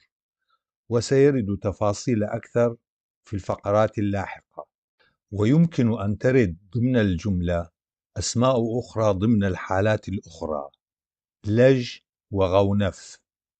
لاحظ أن المجرور يأتي في حالة التيأوى ولا يأتي المفعول. أما في حالة وجر، في حال ورود اسم آخر غير الفاعل متصلا به اللاحقة م، فإنه يكون اسما مجرورا، حيث تحوي هذه اللاحقة معاني حرف الجر. الأسماء في حالة التعريف والنكرة: بقوة أغنفاغ خمرة، بقوة أمغنفاغ خمرة. 1. الأسماء تكون معرفة أو في حالة النكرة. 2. أدوات تعريف الأسماء حرفان هما م ر، وسنطلق عليهما دالة أو أداة التعريف، ويتصلان في نهاية الأسماء كلواحق. أمثلة: جالر شنتم تيت إسحاق. جلس الولد على الكرسي. جالم حلغر يشخ. يأكل الولد الخبز. ملاحظة: هذان الحرفان اللاحقتان لهما أعمال أخرى متعددة، ومن ضمنها ما سبق شرحه أعلاه، وسيرد تفاصيل أكثر لاحقا. 3. عندما لا تتصل أدوات التعريف م ر بالأسماء كلواحق، طبعا تكون الأسماء في حالة النكرة. أمثلة: شملاقة شقا وجرب. ساق بقرة لا تقتل عجلا. 4. تكون الأسماء معرفة عندما تترافق معها أسماء الإشارة: هذا هذه م. مثال: بنيت هذه المدرسة في هذه السنة. ميجابر مغاشق. 5. عندما تنتهي أسماء العلم بأحرف ساكنة تكون الأسماء غير معرفة: ذهبنا إلى رجل عجوز قازبك راعي الأحصنة. شخوت الجو قازبك دج تقواغ. 6. أسماء العلم التي تنتهي بأحرف صوتية وعليها نبرة تكون معرفة. مثال: لانم يجاب أرق وخو. تخرجت لانا من المدرسة. فاطمر خاتم ماكوة. تذهب فاطمة إلى البستان. 7. حالة الأسماء عندما تتصل بضمائر الملكية: أليف عندما يكون الاسم يد بحالة المفرد يكون في حالة نكرة. مثال: جالم هأ يتحج يغسل الولد يده. ب. عندما يكون الاسم يد بحالة الجمع يكون بحالة المعرف. مثال: جالم أخر يتحجخ يغسل زائد هما الولد يديه. تصريف الأسماء حسب الحالات الاسمية. قوات سخر شطبق خمجة يا زوجن. في اللغة الشركسية يمكن تصريف الأسماء إذ يوجد 4 حالات اسمية شطبق خر، وفي كل حالة من الحالات ال4 يتصل مع الاسم حرفا معينا كلاحقة، وهو بمثابة إعراب حسب عمل أو وقوع الاسم في الجملة. وهذه الحالات هي: 1. حالة تسيئة. في هذه الحالة تتصل الأداة ر بالاسم كلاحقة، ويكون الاسم بمثابة الفاعل أو المبتدأ، وتقابله حالة الرفع في اللغة العربية، وهي الحالة الشائعة في الجمل. والاسم الآخر في الجملة الذي تتصل به الأداة م، وهو ما يقابل اسم المجرور في حالة اللغة العربية. أمثلة: يهمس النهر بهدوء بسخور شابو ما أشاشة. يلعب العملاق بالصخر ينزر نظام رجقو. يعزف الولد على الأكورديون جالر بشنم تيوا. سقط الذباب في الماء بازر بسم خفاغ. ذهب الولد إلى الحديقة جالر خاتم قواغ. خرج الرجل من البيت الإر ونم قدجغ. لاحظ أن الدالة م وهي هنا متصلة مع الاسم المجرور يدزج غشغر تتضمن معاني حروف الجر. 2. حالة وجر. في هذه الحالة تتصل الأداة م بالفاعل، بينما الأداة ر تتصل بالاسم الذي يأخذ دور المفعول به. النصب أو الجر في اللغة الشركسية سيان. أمثلة: يضيء البرق السماء تشجم وشرق غنف. أعطى الطالب الكتاب إلى الأستاذ جالم تخسر جليغاجم ريتوغ. أطلق الصياد السهم باتجاه الأسفل شاقوم شابزر شاغمجة ريطبشخغ.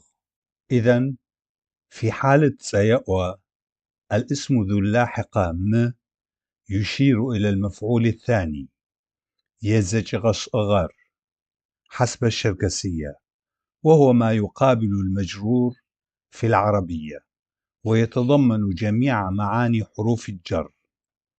أما في حالة وجر فإن الاسم ذو اللاحقة ر يعرف في الشركسية بالمفعول الأول ببلغش أغر، وهو ما يقابل المفعول في العربية. أما الاسم في وجر ذو اللاحقة م في الجملة يحمل معنى الاسم المجرور، واللاحقة م تمثل حروف الجر من، إلى، على، في. 3. حالة لج، وهي تأخذ معنى: 1. الأداة، أداة العمل، القرابة، الذات، الاختصاص، القدرة على الأداء. أمثلة: معنى الأداة: يكتب الطالب بالقلم جلي جاكور برد خمجة ماتخة. ب. معنى طريقة أداء العمل: ذهبنا إلى مايكوب بالطائرة ميقوابة قحساتمجة تقواغ.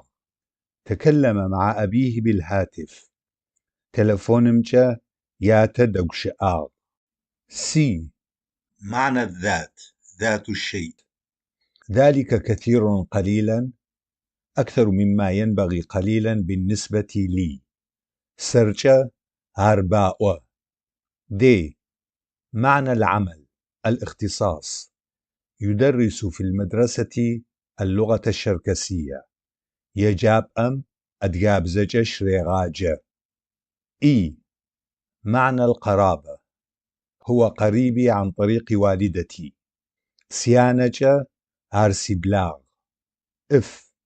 معنى إمكانية أداء العمل: لا يمكن تنفيذ ذلك عن طريق يونس. يونس جا عارزة أخغا خنب. 2. الاتجاه الوقت. معنى الاتجاه: نظر الفارس باتجاه الغابة. صور مزمجة بلاغ. معنى الوقت: عاد الفارس بساعة واحدة. سحتجة صور قوجغ. أصبح محمد في سنة رائدا في قيادة تراكتور. محمد تلسجة تراكتوريست برد خوغا. 4. حالة غونف، وهي بمثابة الظرف أو الحال أو الصفة. أمثلة: 1. مها الشاطرة ترخي الجفون. يجاقو ماخة نابر قريزخ. 2. كان السرج وسادة لي زمنا طويلا. وانر أشحغو برسي 3. يعمل الرجل بشكل جيد. دغو ملاجة. 4. الولد الذي مر كان يضحك. جالو بلجغر دحشكشتغ. 5. لا تأتي باكرا. جو قمق. ملاحظة: الحرفان اللاحقتان ر وم هما أدوات التعريف في اللغة الشركسية، وهما أيضا أدوات التصريف للاسم في حالتي تسيأوى ووجر. لاحظ في حالة صيغة السؤال للعاقل خت ولغير العاقل سد. تصريف الأسماء في حالة الأسماء نكرة مفرد: زخوشنر، زبتشاغر، مغنفاغة. نوع الحالة: صيغة السؤال: ولد، مطرقة، شجرة. تسيأوش أبق: خت للعاقل، سد لغير العاقل. جالة، واتة، تشغ. وجر أبق: خت للعاقل، سد لغير العاقل. جالة، واتة، تشغ. لج أبق: ختجة للعاقل، سدجة لغير العاقل. جالجة، واتجة، تشغجة. غونف أبق: ختو للعاقل، سدو لغير العاقل.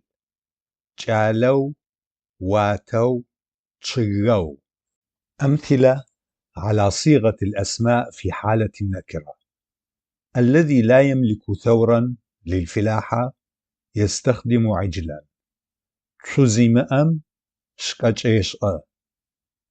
لم يدخل اليوم إنسان في البيت. نيبونم صفي حاغب. تصريف الأسماء في حالة الأسماء معرفة مفردة: غنف غزخوچنر، زبتشاغر. نوع الحالة: صيغة السؤال: ولد، مطرقة، شجرة. تسيأوش أبق: ختر للعاقل، سدر لغير العاقل. جالر، واتر، تشغر. وجر أبق: ختم للعاقل، سدم لغير العاقل. جالم، واتم، تشغم. لج أبق: ختمجة للعاقل، سدمجة لغير العاقل. جالمجة، واتمجة، تشغمجة. غونف أبق: ختو للعاقل، سدو لغير العاقل. جالو، واتو، تشغو. تصريف الأسماء في حالة الجمع: غنف غزخوچنر، ببشاغر. لاحظ أداة الجمع خ تأتي قبل الأداة الإسمية. نوع الحالة: صيغة السؤال: بنت، إنسان، شجرة. سيؤشقق: ختر للعاقل، سدر لغير العاقل، بشاشخر، صفخر، تشغخر، وجر صبق: ختخم، سدخم، بشاشخم، صفخم، تشغخم، لج صبق: ختخمجة، سدخمجة، بشاشخمجة، صفخمجة، تشغخمجة. غونف صبق: ختو، سدو، بشاشخو، صفخو، تشغخو. يمكن تلخيص ما سبق كالتالي: 1. في الحالة الأولى تسيأوى يتم تحديد الحالة باتصال الدالة ر بالاسم الفاعل أو المبتدأ كلاحقة، وذلك في صيغتي المفرد والجمع. 2. في الحالة الثانية والجر يتم تحديد الحالة باتصال الدالة م بالاسم الفاعل أو المبتدأ كلاحقة، وذلك في صيغة المفرد. أما في حالة الجمع يمكن أن تتصل به الدالة بأشكال 3: ما، خم، خم، وهذه الأشكال لها نفس المعنى. 3. في الحالة الثالثة لج تتصل الدالة مجة بالاسم الفاعل أو المبتدأ كلاحقة، وفي حالة الاسم معرف. أما في حالة الاسم نكرة تتصل الدالة ج بدون الحرف م الذي يحمل معنى أداة التعريف. 4.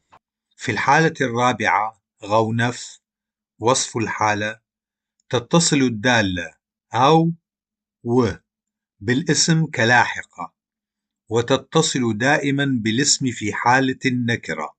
لاحظ دليل الجمع الحرف خ ويأتي قبل الدالة الاسمية.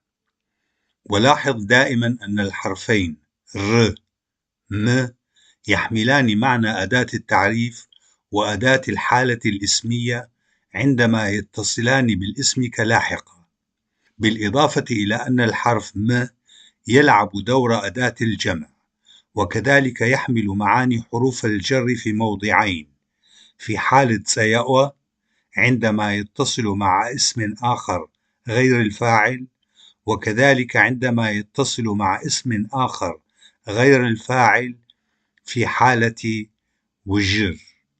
انظر إلى الأمثلة الواردة أدناه. توضيح بالنسبة لحالتي الاسمين: حالة سيأوى ذات الدالة ر، وحالة وجر ذات الدالة م.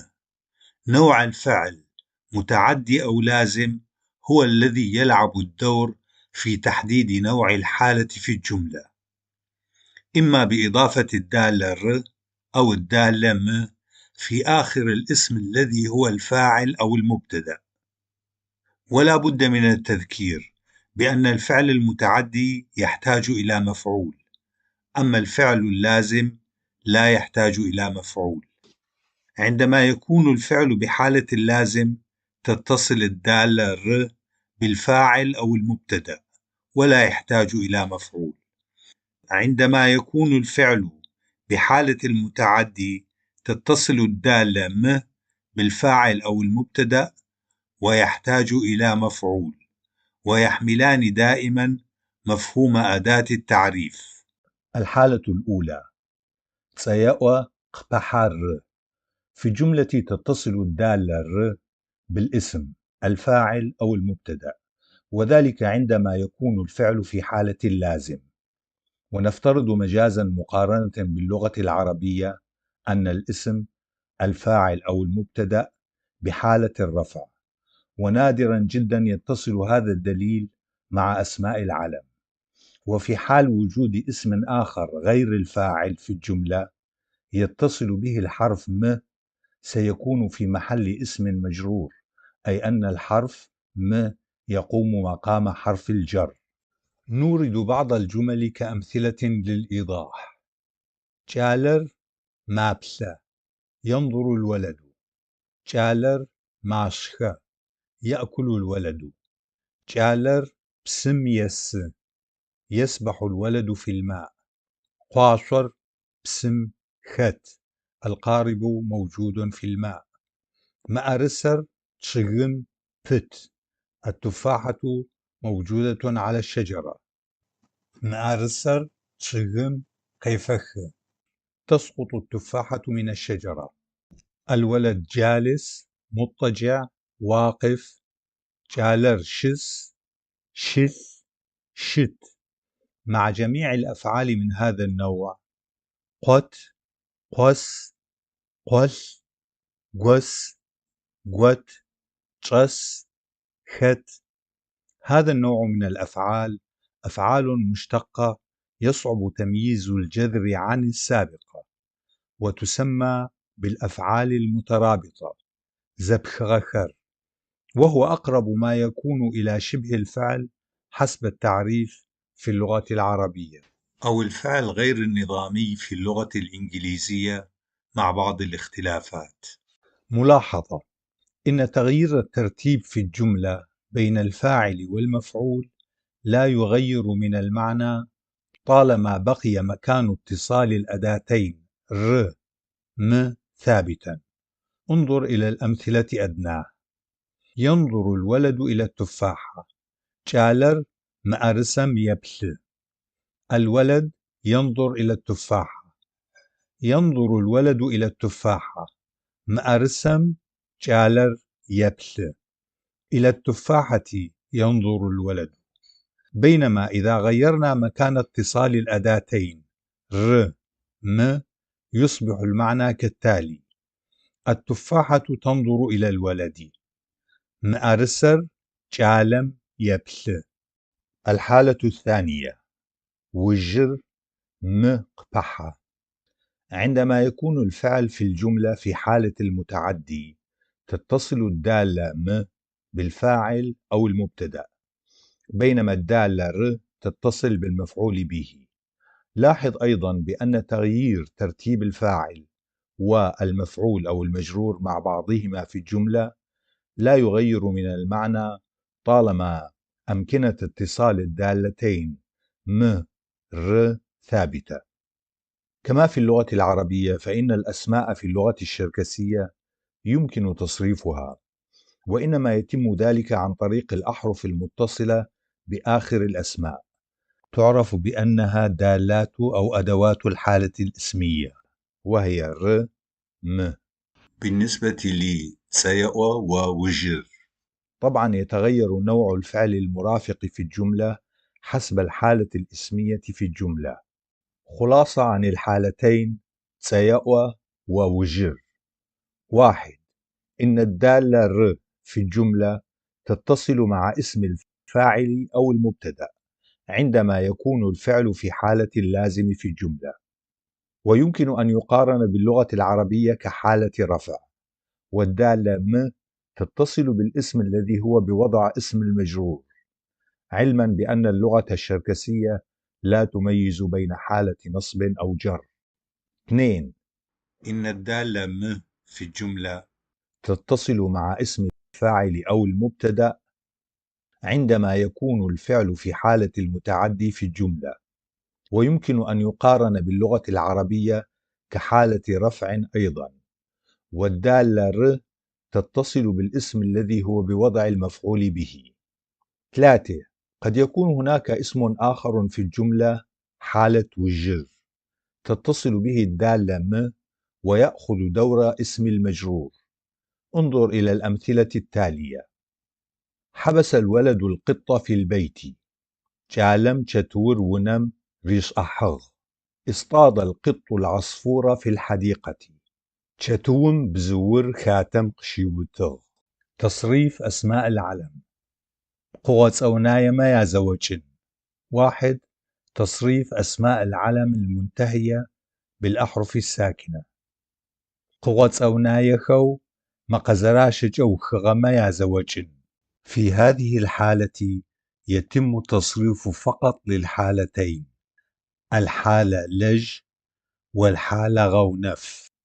تسيا أصوبق ميقاب محمد آسيت.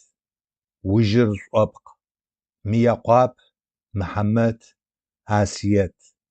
لج صوبق ميقابج محمد جا آسيت جا.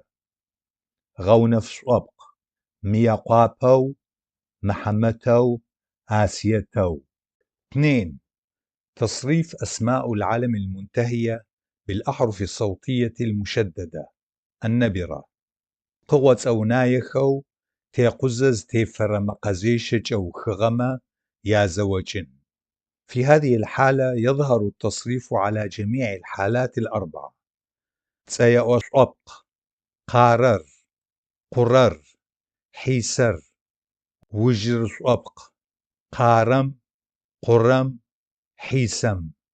لج صبق قارمجة قرمجة حيسمجة.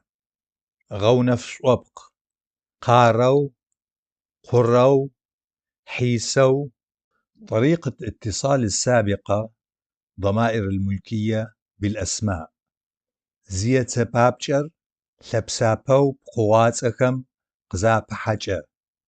ضمائر الملكية ليست كلمات تامة، بل تكون كسابقة عندما تتصل بالاسم.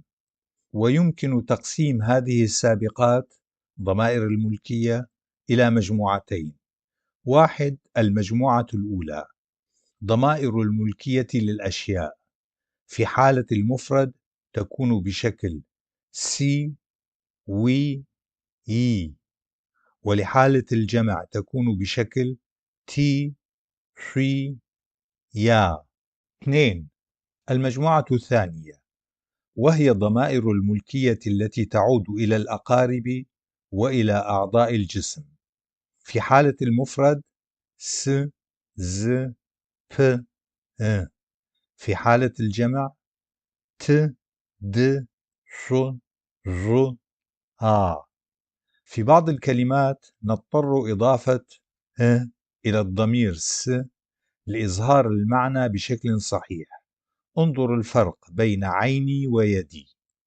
أمثلة: س سنا عيني، س سأ يدي. الضمير الكلمة، الضمير زائد الكلمة سي ش سيش حصاني. وي مز ومز غابتك. تي ونا تيونا بيتنا. شي تخل شي تخل كتابكم. يتخل يتخل كتابه.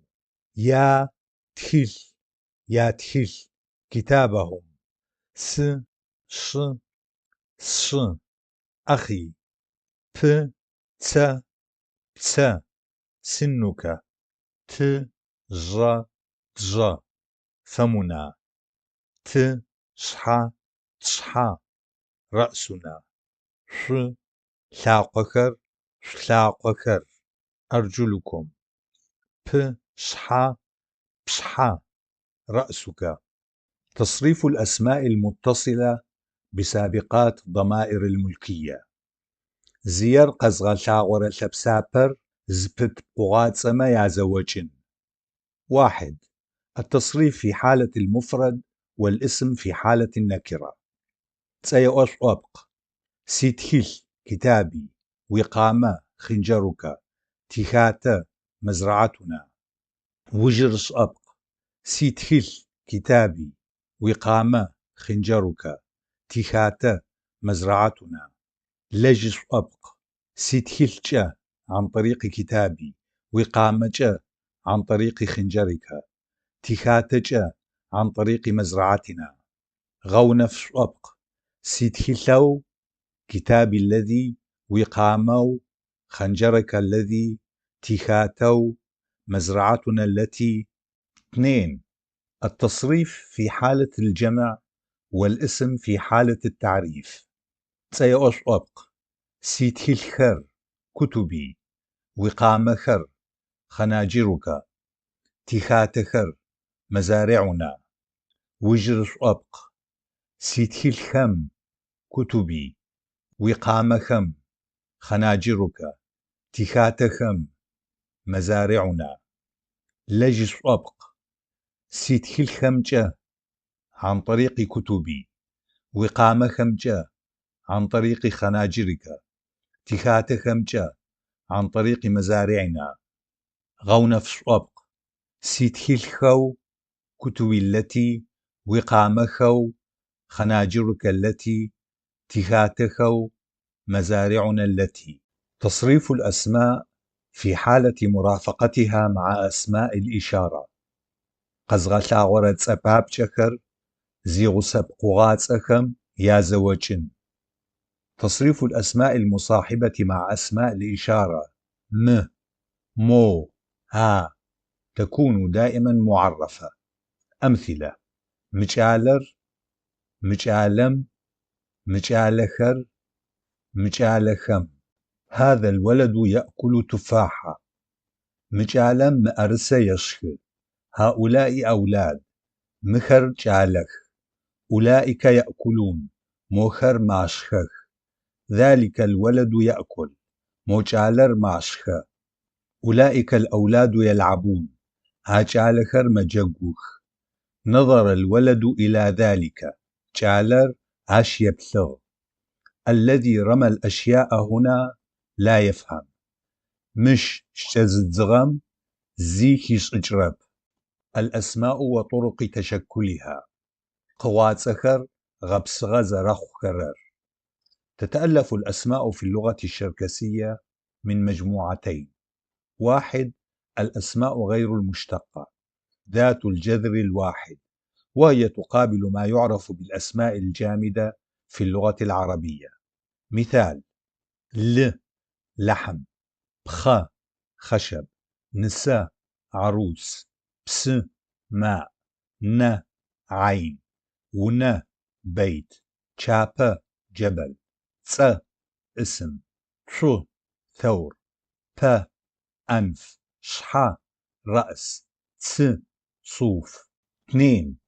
الأسماء المشتقة ولها أشكال مختلفة وتتألف من عدة مجموعات، وهي كالتالي: 1. الأسماء المكونة من اتحاد جذور وتسمى بالكلمات المركبة، وهي مكونة من جذرين أو أكثر قد تصل إلى 5. وتسمى الأسماء المكونة من 3 جذور وأكثر بالأسماء ذات الاشتقاق المتكرر. 2. أسماء مشتقة ناتجة من اتصال اللواحق أو السوابق، ونميز الحالات التالية: 1. عن طريق السوابق. 2. عن طريق اللواحق. أسماء ناتجة من اتصال اللاحقة مع جذر الفعل. ب. أسماء ناتجة من اتصال اللاحقة مع الاسم. س. أسماء ناتجة من اتصال اللاحقة مع الصفة. الاسم المتصل قد يكون جذرا واحدا أو أكثر، علما بأن اشتقاق الأسماء باستخدام اللواحق هو الغالب، بينما استخدام السوابق قليل جدا. 3.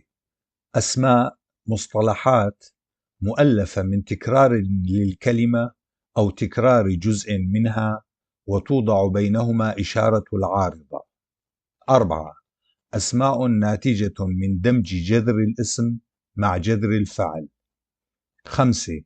أسماء ناتجة من دمج جذر الاسم مع جذر الصفة. 6. أسماء مشتقة عن طريق ما يسمى باللاحقة الوسطية. جورز. 1. الأسماء المشتقة، وتسمى أيضا بالكلمات المركبة، وهي مكونة من جذرين أو أكثر لأسماء قوات أجشاء تبسيط ينحبة ززكا حكجة.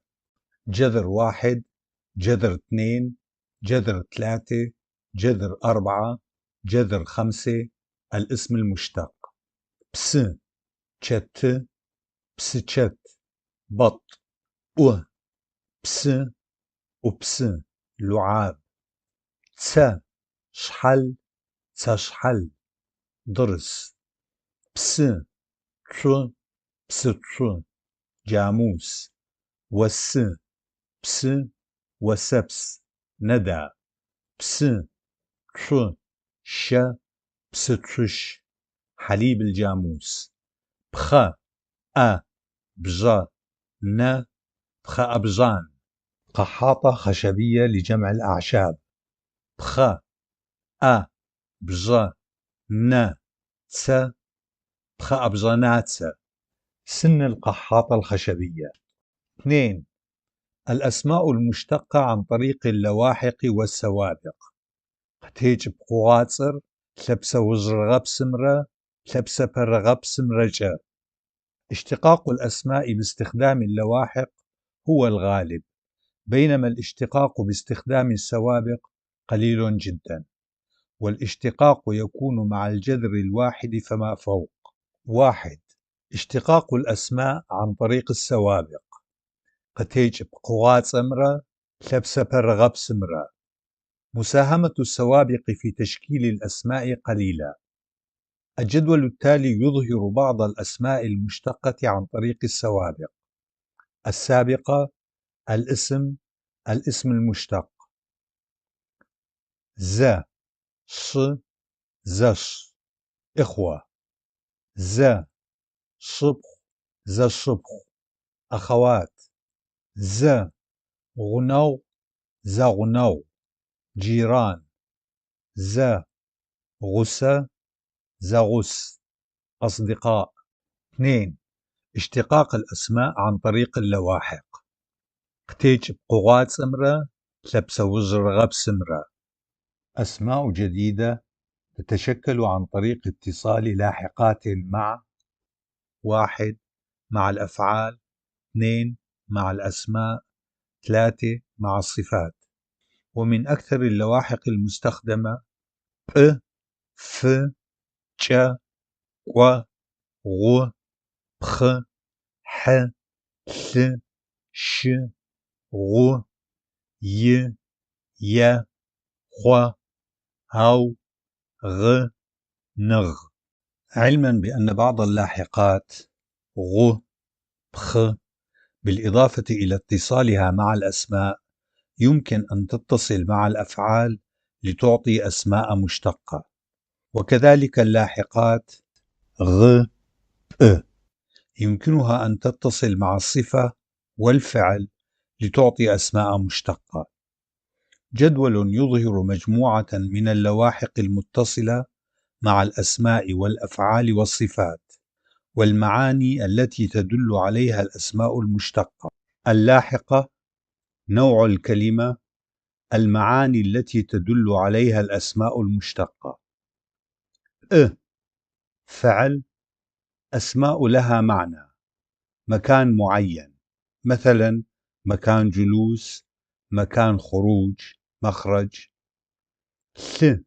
فعل: حاوية، أدوات. فعل: أسماء تشير إلى ناتج بقايا، فتات لأجسام أخرى، أو يرمز إلى ناتج أداء معين. فعل: أسماء تشير إلى طريقة أداء العمل. فعل: أسماء تشير إلى نوع مهنة الإنسان.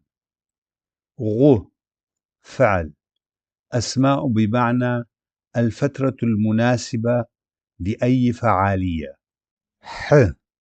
فعل: اسم يدل إلى نوع العمل الذي يقوم به الإنسان، عمل آني فيه نوع من الجهد.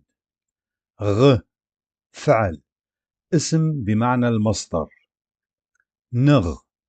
فعل: اسم بمعنى المصدر. اسم: أسماء بمعنى الحاوية أو الوعاء الذي يحوي الشيء، أو مكان تتوافر فيه مادة معينة.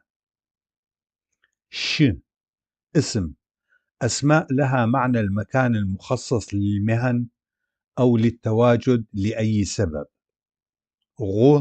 اسم: أسماء بمعنى الزمالة، رفيق الدرب، رفيق الدراسة أو صديق المهنة بشكل عام. اسم، اسم له معنى الملكية. اسم، أسماء لبعض الأشجار. اسم، أسماء تشير إلى المادة المصنوع منها الشيء. اسم، اسم يدل إلى مهنة الرعي أو الرعاية لأشياء مختلفة، حيوانات، حشرات. اسم، اسم يدل إلى نوع العمل الذي يقوم به الإنسان، عمل آني أو الذي يستطيع أن يقوم به. اسم، اسم بمعنى المصدر. اسم، أسماء تشير إلى مهنة الإنسان أو المادة التي يتعامل معها الإنسان. صفة، اسم بمعنى المصدر. صفة، اسم بمعنى المصدر. صفة، اسم بمعنى المكان البارز لصفة معينة. زيح، اسم تظهر أن مهنة لها علاقة بالتجوال، كممارسة العمل كموزع البريد أو ناقل الأحمال كالشاحنات. صفة، اسم بمعنى المصدر. صفة، اسم بمعنى المصدر. صفة، اسم بمعنى المكان البارز لصفة معينة. 1. الأسماء المتشكلة عند اتصال اللواحق مع جذور الأفعال. لاحظ الفعل المدرج في الجدول هو في شكل المصدر، أبسط أنواع المصدر، ذلك عندما تتصل أداة المصدر ن مع فعل الأمر. لاحظ عندما تتصل اللاحقة مع الفعل تزال أداة المصدر ن. الفعل زائد اللاحقة، الاسم المشتق، اللاحقة. شن قبحب شاب متجر. شخن قبحب شاب مطعم. خن قبحب خب مرعى. دجن قبحب دجب مخرج. تيتسحن قبحب تيتسحاب مقعد. لجن قبحب لجاب مكان العمل، مصنع، معمل. وبتنق بحث وبتال مماسك، كفوف حماية.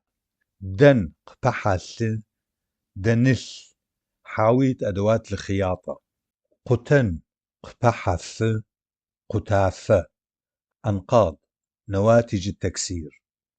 شخن بحث شخافة، فتات الطعام. وبسن بحث وبسافة، نواتج التقشير، النشارة. ستن بحث ستافة، نواتج الحريق. بلن بحث بلاجة، طريقة أو أسلوب النظر. قن بحث قواجة، طريقة أو أسلوب المشي. شخن بحث شخاجة، طريقة أو أسلوب الأكل. شتن بحث شتج، طريقة أو أسلوب الوقوف. شن قبحجة شجة، طريقة أو أسلوب الصنع. متعدي. شن قبحجة شاجة، طريقة أو أسلوب الصنع. لازم. غسن قبحجة غساجة، طريقة أو أسلوب التربية. شخن قبحقوة شخاقوة، أكول. تخن قبحقوة تخاقوة، كاتب. قصن قبحقوة قصاقوة، راقص. قبصسن قبحقوة قبصساقوة، مفكر. لجن قبحقوة لجاقوة، عامل. شسن قبحبخ شسبخة، يستحق الجلوس. ققون قبحبخ ققوابخة، يستحق المجيء. شأن قبحبخ شقابخة، يستحق العمل. قن قبح بخ وابخ يستحق الذهاب. ثغن قبح بخ ثغبخ يستحق الرؤيا. لجن قبح غو لجو وقت العمل. قن قبح غو قو وقت الذهاب. شخن قبح غو شخو وقت الطعام. تشن قبح غو تشو وقت الركض. نقوقن قبح غو نقوقو وقت المنافسة منافس. تيقون قبح غ تيقونغ نصر. تخن قبح غ تخنغ كتابة. لجن قبح غ لجنغ عمل. ثأن قبح غ ثأنغ موت. قشون قبح غ قشونغ فرح. 2. الأسماء المتشكلة عند اتصال اللواحق مع الأسماء. الاسم زائد اللاحقة. الاسم المشتق سماجة قبحش سمجش مستشفى. شكا قبحش شكش زريبة العجول. ش قبحش شش زريبة الحصان. حم قبحش حمش بيدر. حجة قبحش حجش مضافة. شغو قبحث شغث مملحة. تخل قبحث تخثث محفظة. قش قبحث قشآث معجم. ش قبحث شاثة سطل. الاسم زائد اللاحقة. الاسم المشتق اللاحقة. قواجة قبحغو قجو سكان من نفس القرية.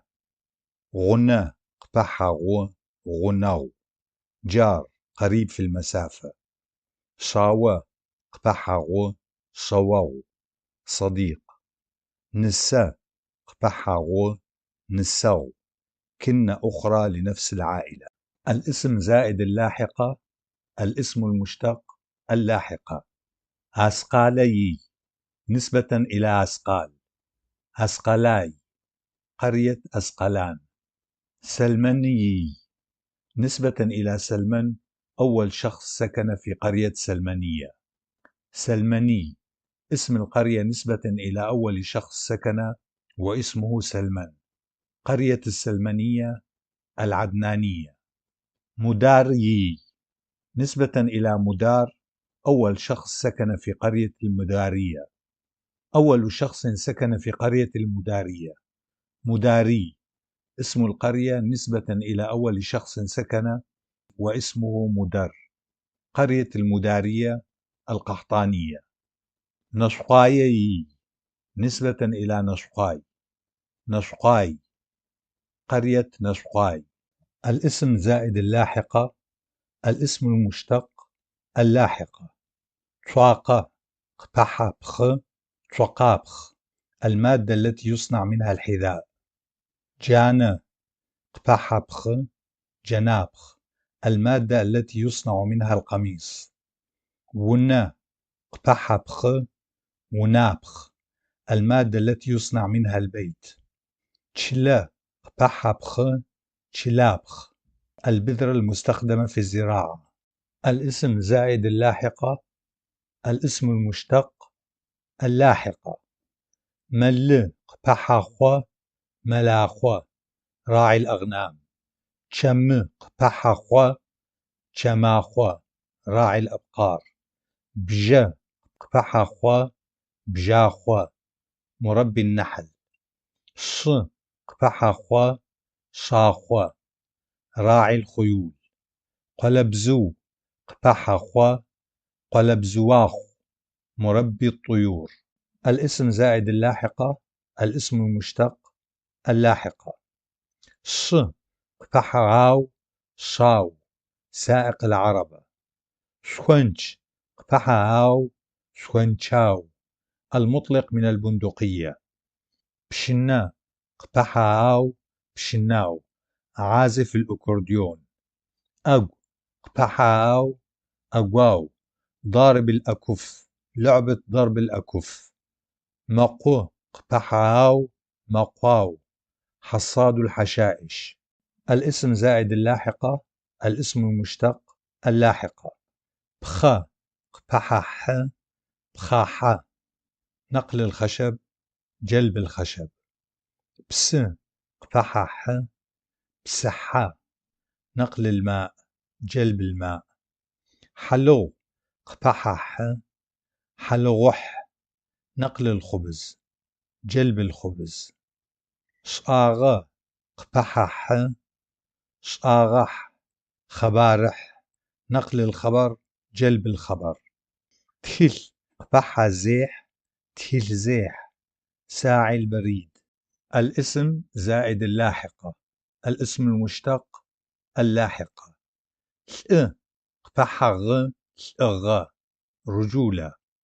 أدغ قبحة غ أدغاغة أديغية. صف قبحة غ صفغة إنسانية. الأن قبحة غ الأنغ موت.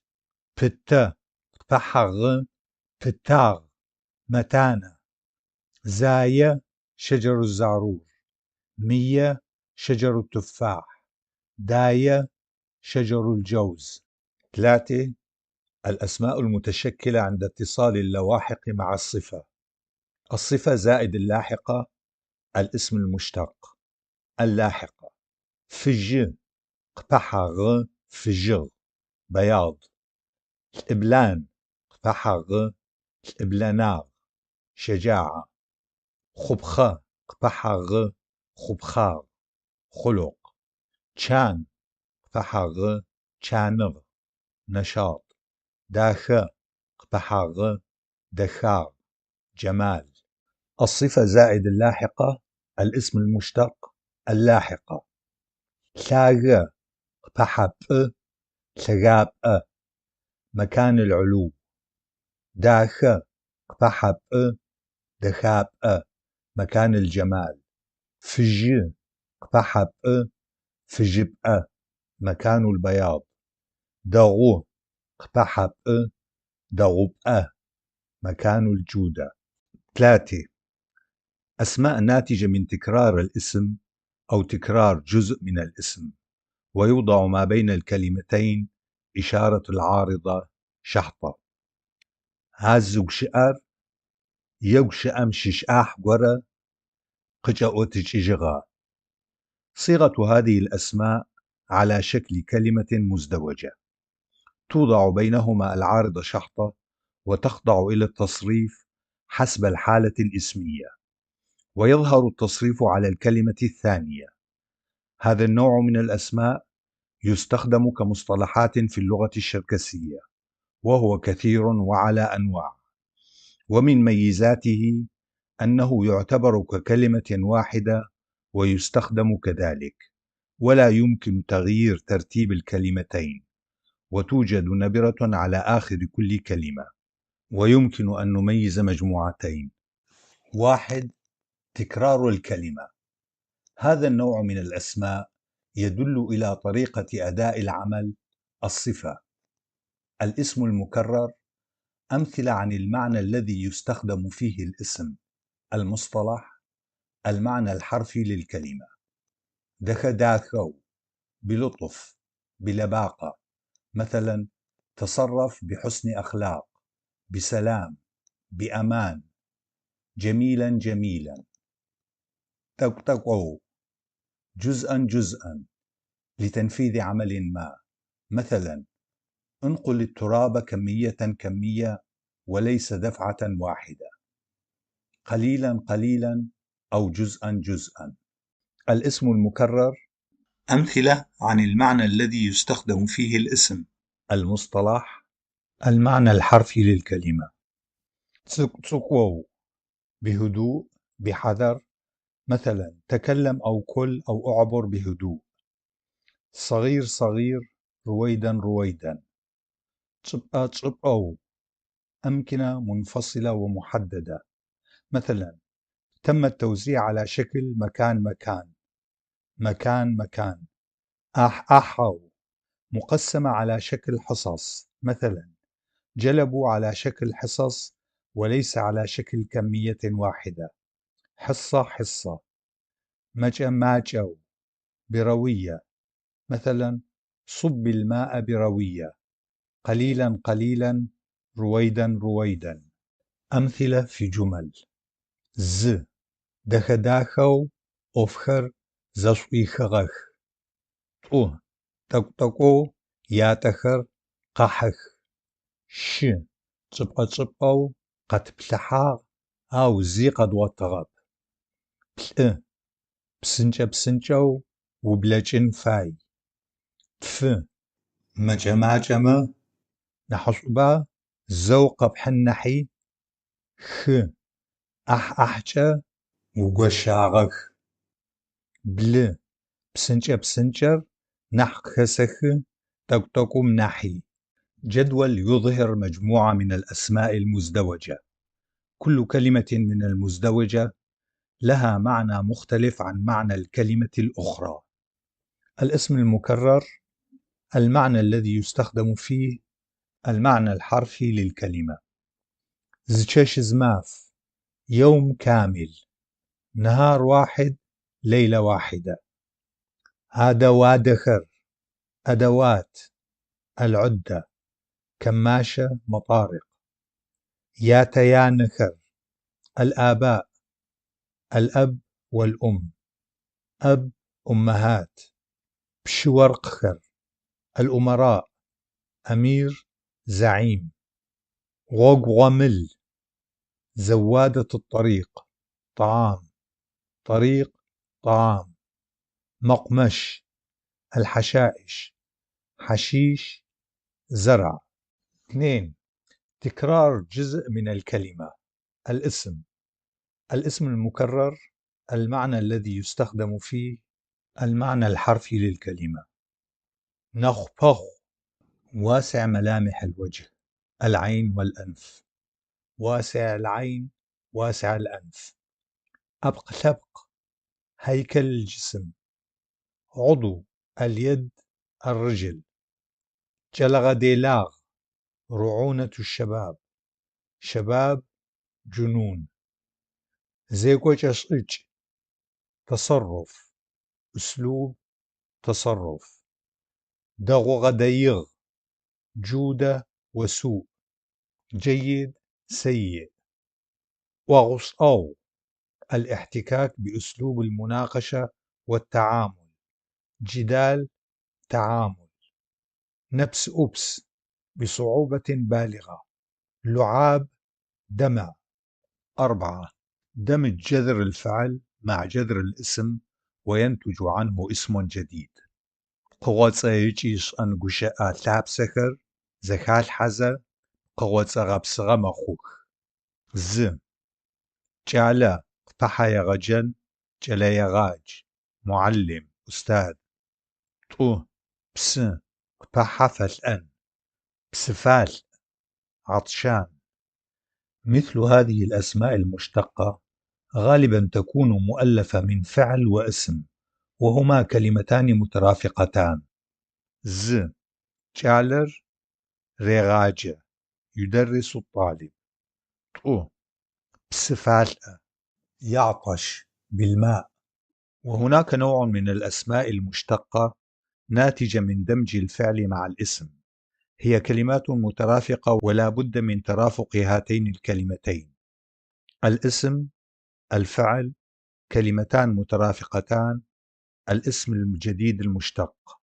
قم يح، قم يح، قح. مقبول جدا كطعم أو رائحة أو مذاق. قم ريحة، قم ريحة، قح. مقبول جدا كطعم أو رائحة أو مذاق. قر ريخ، قر ريخ، قيخ. مرعب. الاسم، الفعل، كلمتان مترافقتان، الاسم الجديد المشتق. شحر يوبات، شحر يوبات شحوبات. تافه كثير الكلام بلا معنى ثرثار. جو قيوة جر قريغاوة قاو محزن. جر يغوز جر يغوز قغوز مؤلم. ц يوس ц يوس بصوس كذاب. جو ثيتا قلثيتا قلثتن انتباه. 5. دمج الصفة مع جذر الاسم ينتج عنه اسم جديد.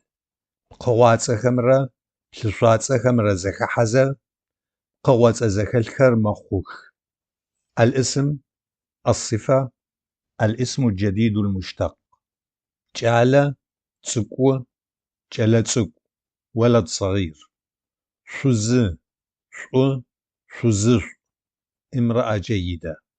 ج ج رجل عجوز. د شخ دشخ جوز. 6. أسماء تتشكل عن طريق ربط الفعل مع الاسم بواسطة اللاحقة الوسطية المركزية. قوات أمرة شأنمرة ياقش أبقخر قردزة ورز في ورمجة زغقوغة زرخرر. جذر الاسم اللاحقة الوسطية جذر الفعل الاسم الجديد المشتق. غوغو ر قو غوغرق عابر سبيل. بغ ر بخ بغربخ زنار.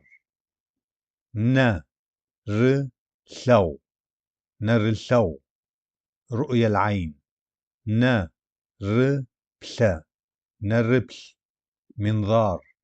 ث ر قو ثرق مشيا على الأقدام. أمثلة: ثرتش أروبت ثرق ونرس ثرح بغرس ثبسرق. طريقة كتابة الأسماء. قوات أكميات فيج. 1. عندما يأتي اسمان مترافقان المرادف لحالة المضاف والمضاف إليه بحيث يحوي الاسم الثاني كما في العمود رقم 1 سابقة ضمير الملكية، وهذا يسمح من كتابة الاسمين المترافقين بشكل أكثر اختصارا كما في العمود رقم 2. لاحظ أن الاسم الأول المضاف يتميز كحالة وجر. انظر إلى الأمثلة في الجدول التالي: العمود 1 العمود 2.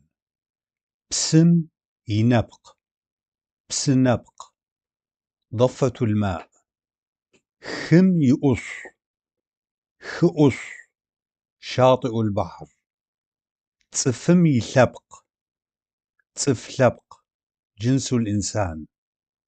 شلم يغن شلغن طرف البلدة. وميماق وماق صوت الضرب. 2. الأسماء المركبة. لقد مر ذكره في فقرات سابقة، أي الأسماء المدمجة من عدة جذور. أمثلة: قاز شرتس أسنان فرخ الإوز. شتغالأ طاعون إنفلونزا الدجاج.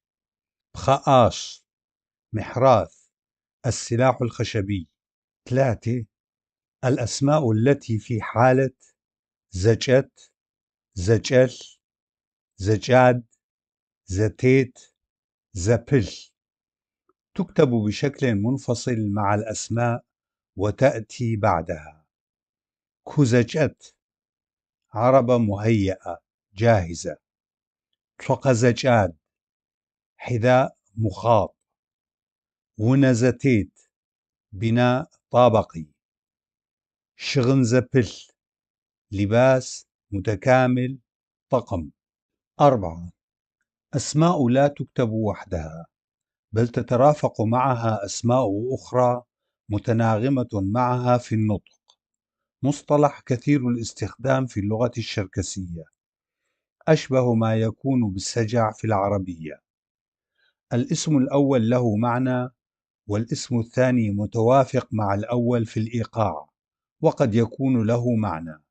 تفصل بين الاسمين إشارة العارضة شحطة.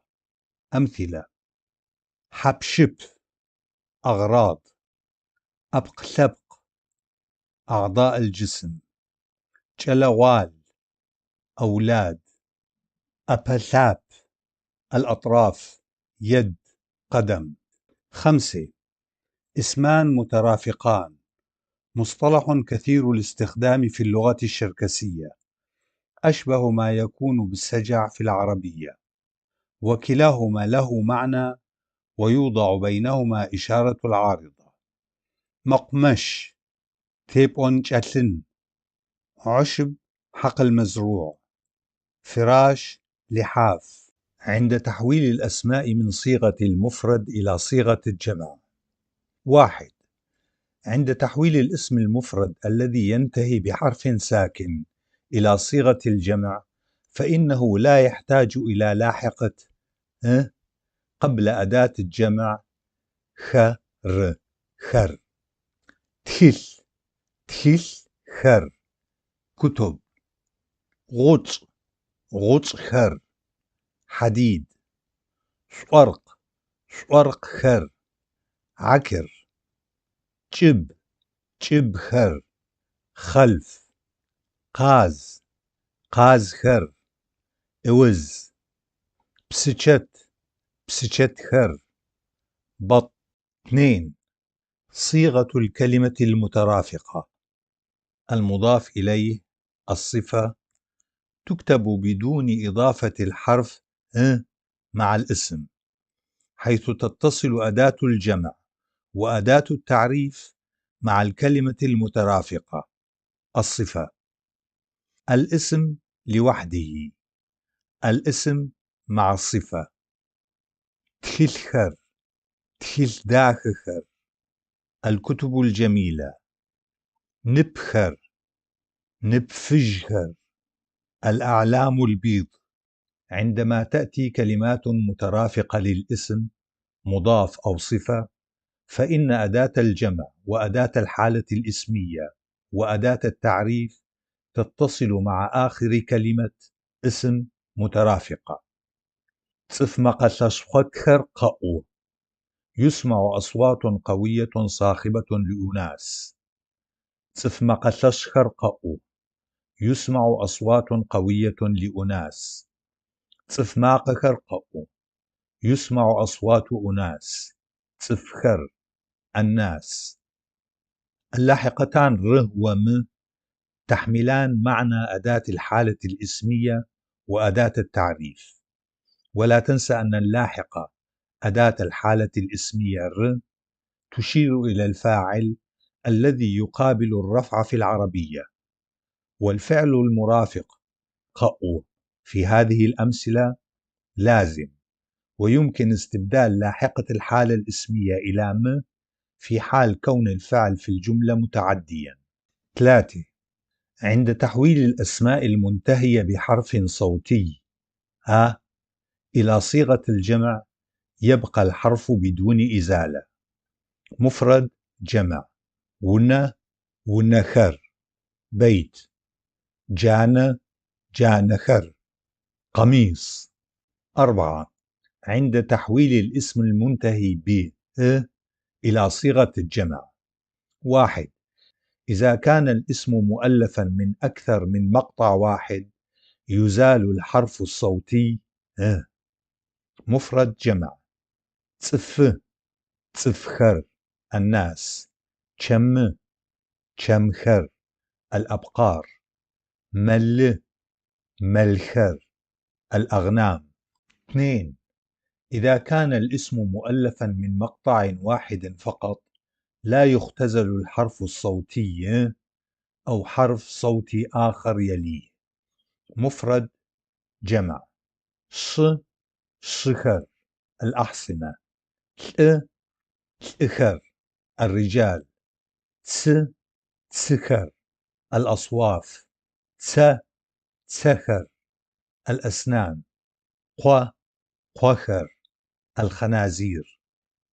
لاحظ أن أداة الجمع هي الحرف خ، والحرف ر يشير إلى أداة التعريف، والحرف آ هو الفتحة، عبارة عن حرف صوتي وربط بين ر وخ. الصفة: بلشواتسر. الصفة اسم دال على بعض أحوال الذات، ويوجد نوعان: الصفات الحقيقية، وتأتي بعد الموصوف، كالمثال: نجمة حمراء، بلج. وأشباه الصفات: جريدة اليوم، نيبرغازيتر، وتأتي قبل الموصوف. ففي حالة الصفات الحقيقية فإن أداة تصريف الحالة الاسمية وأداة الجمع تتصل بالصفة وليس بالموصوف.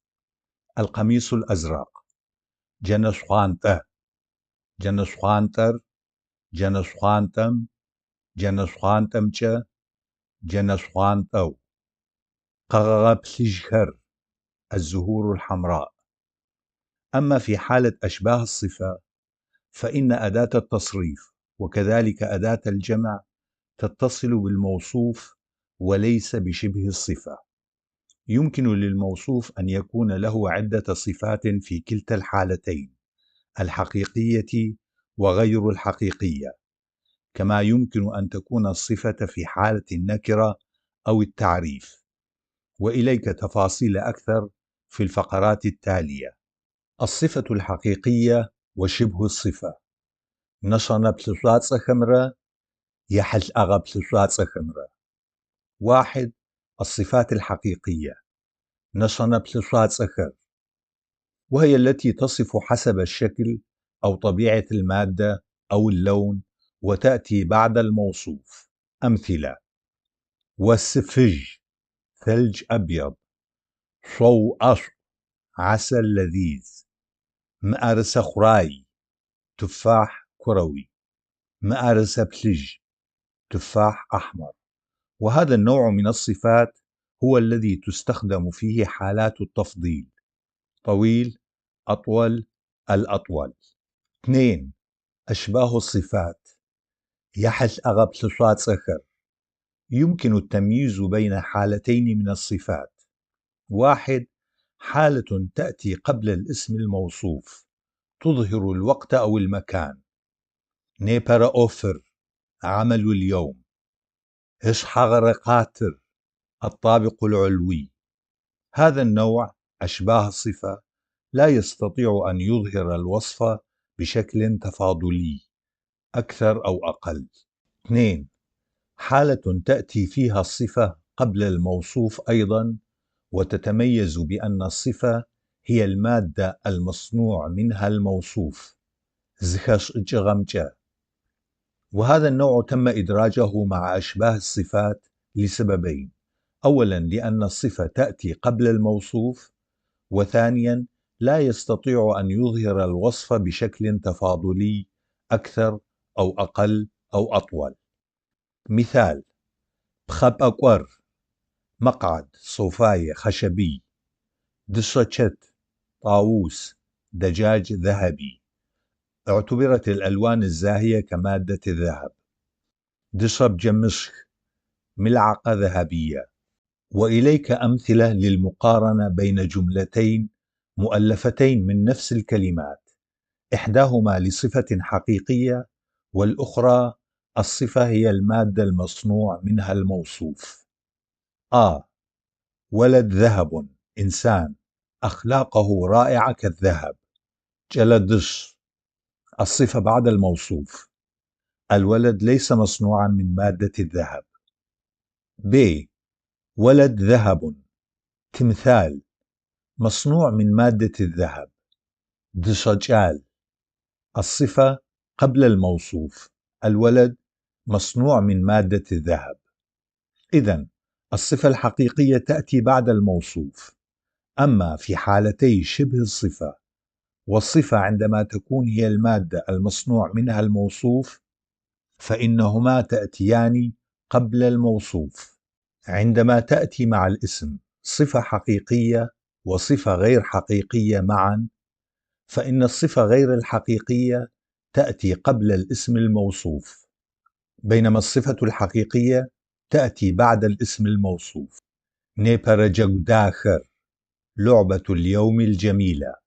تصريف الصفات حسب الحالات الاسمية وحسب الأعداد. بلشات سكر، شوق خمجة، هجي بشاغة خمجة، زرز وجرر. 1. الصفة الحقيقية تأتي بعد الموصوف، ويتم التصريف الصفة الحقيقية مع الموصوف كأنهما كلمة واحدة، أي أن الذي يظهر عليها التصريف وأداة الجمع هي الصفة الحقيقية وليس على الموصوف، كما يمكن للصفة التصريف لوحدها. 2. الصفة غير الحقيقية تأتي قبل الاسم الموصوف ويظهر التصريف وكذلك أداة الجمع على الموصوف وليس على الصفة غير الحقيقية، كما يمكن للصفة التصريف لوحدها. 3. عندما تكون الصفة الحقيقية وغير الحقيقية لوحدهما يمكن تصريفهما حسب الحالات الاسمية وأداة الجمع. 4. عندما تأتي عدة صفات مع الاسم فإن التصريف وأداة الجمع تظهران على الصفة الأخيرة فقط، وعندما تكون هذه الصفات متنوعة، صفات حقيقية وغير حقيقية، فإن الحقيقية تأتي بعد الاسم وغير الحقيقية قبل الاسم. جداول تظهر تصريف الصفات الحقيقية حسب الحالة الاسمية. 1. في حالة المفرد زبط شاغر. الحالات الاسمية الصفة والموصوف الصفة. تسيئوا قصحى شاغر، الجبل العالي، شاغر العالي. وجر قصحى شاغم، الجبل العالي، شاغم العالي.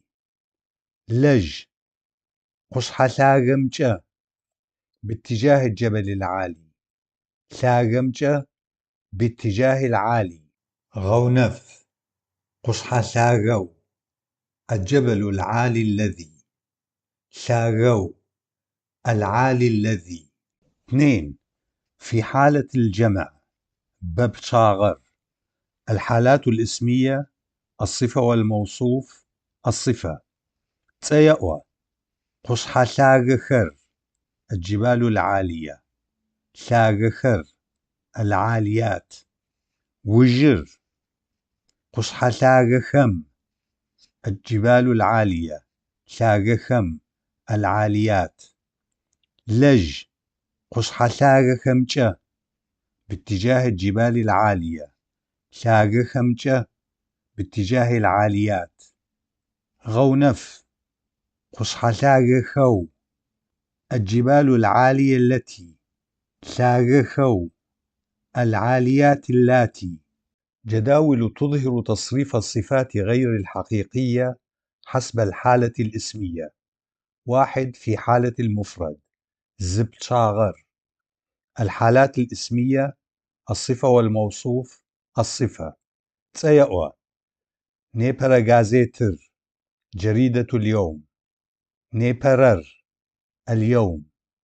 وجر نيبرا غازيتم، جريدة اليوم، نيبرم اليوم. لج نيبرا غازيتمجة، عن طريق جريدة اليوم، نيبرمجة عن طريق اليوم.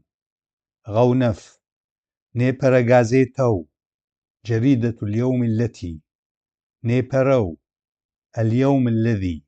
2. في حالة الجمع ببشاغر. الحالات الاسمية الصفة والموصوف الصفة. تسيئوا نيبرا غازيت خر، جرائد اليوم، نيبرا خر الأيام. وجر نيبرا غازيت خم، جرائد اليوم، نيبرخم الأيام لج نيبرغازيت خمجة عن طريق جرائد اليوم نيبرخمجة عن طريق الأيام غونف نيبرغازيت خو جرائد اليوم التي نيبرخو الأيام التي مفاضلة الصفات قيبج مرة زفغدن مرة. المفاضلة هي المقارنة بين الأشياء، أشخاص، حيوانات، جماد، حسب النوعية أو الخاصية أو صفاتها المميزة، وتوجد عدة حالات تتفاوت فيها درجة التفاضل، تتراوح من التساوي وحتى درجات متفاوتة من المفاضلة، ويمكن أن نعبر عن درجات المفاضلة بتعابير المقارنة. إذن المقارنة من الدرجة الأولى تشمل درجة شبه التساوي والتفاضل بدرجات قليلة، أما المقارنة من الدرجة الثانية فتشمل درجات أعلى ومتفاوتة. تستخدم عمليات التفاضل مع الصفات الحقيقية فقط، ولا تقوم بها أشباه الصفات. 1. المقارنة المفاضلة من الدرجة الأولى، وتتم المفاضلة بين طرفي المقارنة باستخدام الكلمتين أو المصطلحين ناح أكثر، ناحي، والأكثر، ويمكن أن تستخدم كلمة ناح وحدها، وهي تأتي قبل الصفة والاسم معا، ويمكنها أن تفصل بينهما ولكنها تبقى قبل الصفة دائما. 1. أمثلة على استخدام ناح: قبل الصفة والاسم: أفضل حصان جيد، ناح صدو. ب. بعد الاسم وقبل الصفة: أفضل حصان جيد، صناح دو. 2.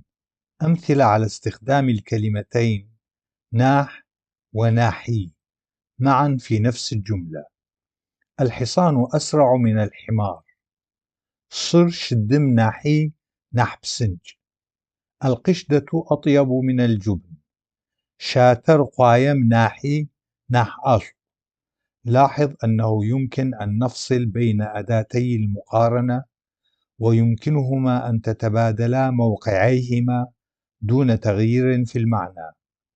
إليك هذا المثال: الكلب أكبر من القطة، حر ناحي شتوم ناحي. الكلب أكبر من القطة، حر شتوم ناحي ناحين. لاحظ أن أداة المقارنة ناح تأتي قبل الصفة دائما ومترافقة معها، أما الأداة الثانية ناحي تأتي بعد الاسم الثاني المقارن معه وتكون مترافقة مع الاسم أيضا. 2. المقارنة المفاضلة من الدرجة الثانية، أي الأشد أو الأكثر أو القصوى، وتتم هذه المقارنة باستخدام اللاحقة ج مع الصفة للدلالة في تميزها في الصفات. أمثلة: مقارنة من الدرجة الأولى، مقارنة من الدرجة الثانية. نحبت أكثر متانة، أمتن. نحبتج الأكثر متانة، الأمتن. نحلش أكثر قوة، أقوى. نحلشج الأكثر قوة، الأقوى. 3. حالات خاصة من المقارنات المفاضلات تتفاوت فيها درجات المقارنة من الحالة الأولى حتى الحالة الثانية. 1.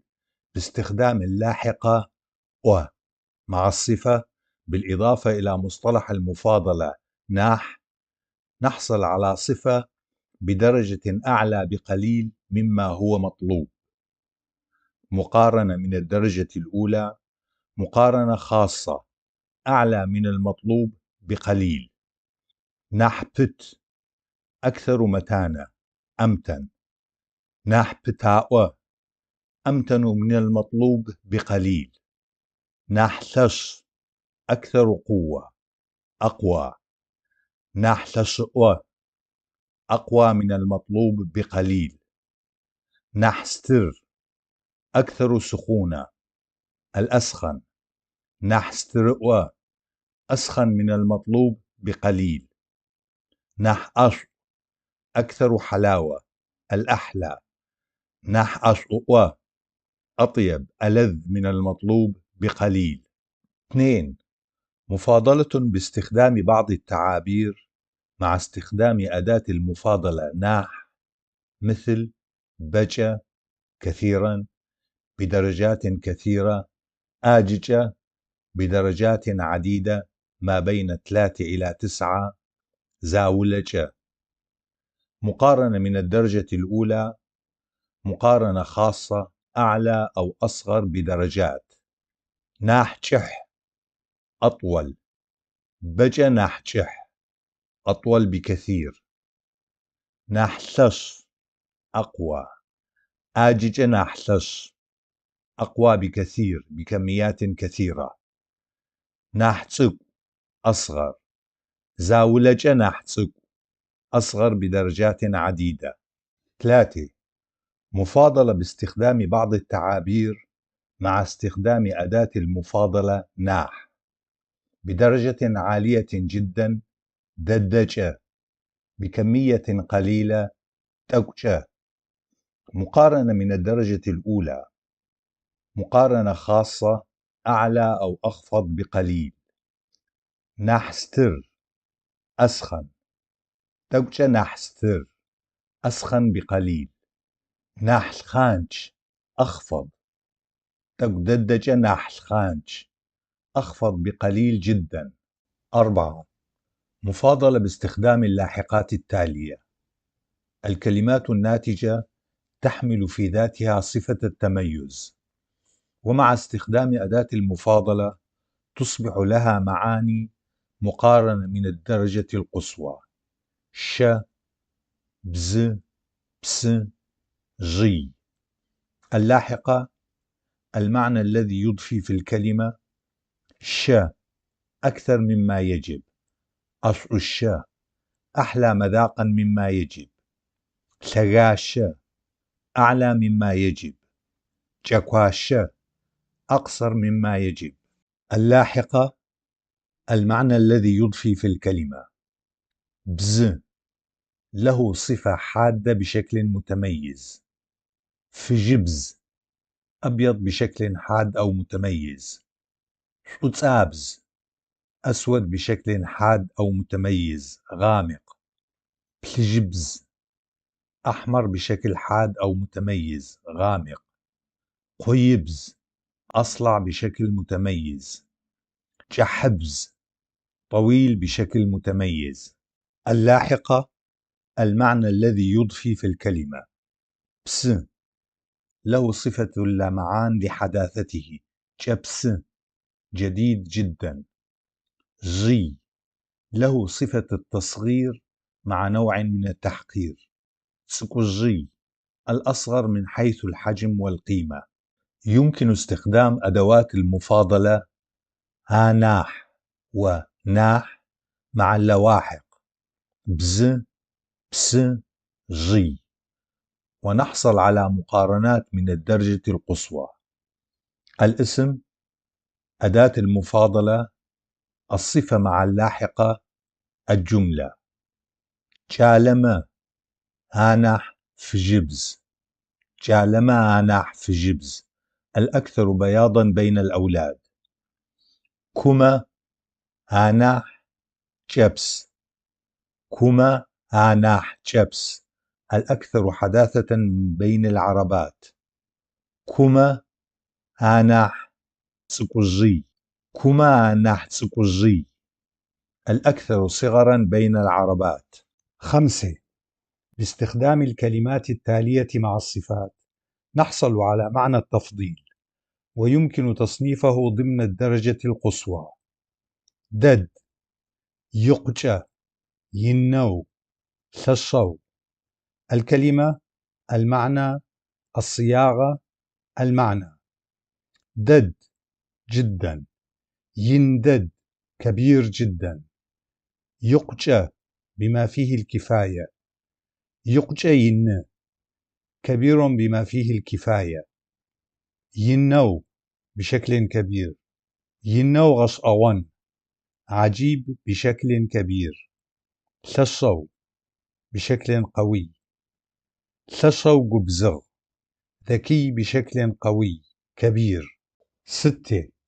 باستخدام أداة المفاضلة أكثرهم آناح قبل الصفة وكلمة جدا دد بعد الصفة نحصل على الدرجة القصوى من التفضيل. آنح دد أجملهم على الإطلاق. آنح دد أعلاهم على الإطلاق. آنح دد أقواهم على الإطلاق. ملاحظة: الحرف آ من أداة المفاضلة آنح تشير إلى الضمير هم. 7. عند تكرار ذات الصفة مرتين مع استخدام أداة المقارنة أكثرهم آنح بين الصفتين مع اللاحقة ج مع الصفة الأخيرة نحصل على أقصى درجات المقارنة. أمثلة: أصمانح أصج أذكى الأذكياء. داخمانح دخج أجمل الجميلات. ينمانح ينج أكبر الكبار. 8. عند استخدام أداتي مقارنة أو 3: 1.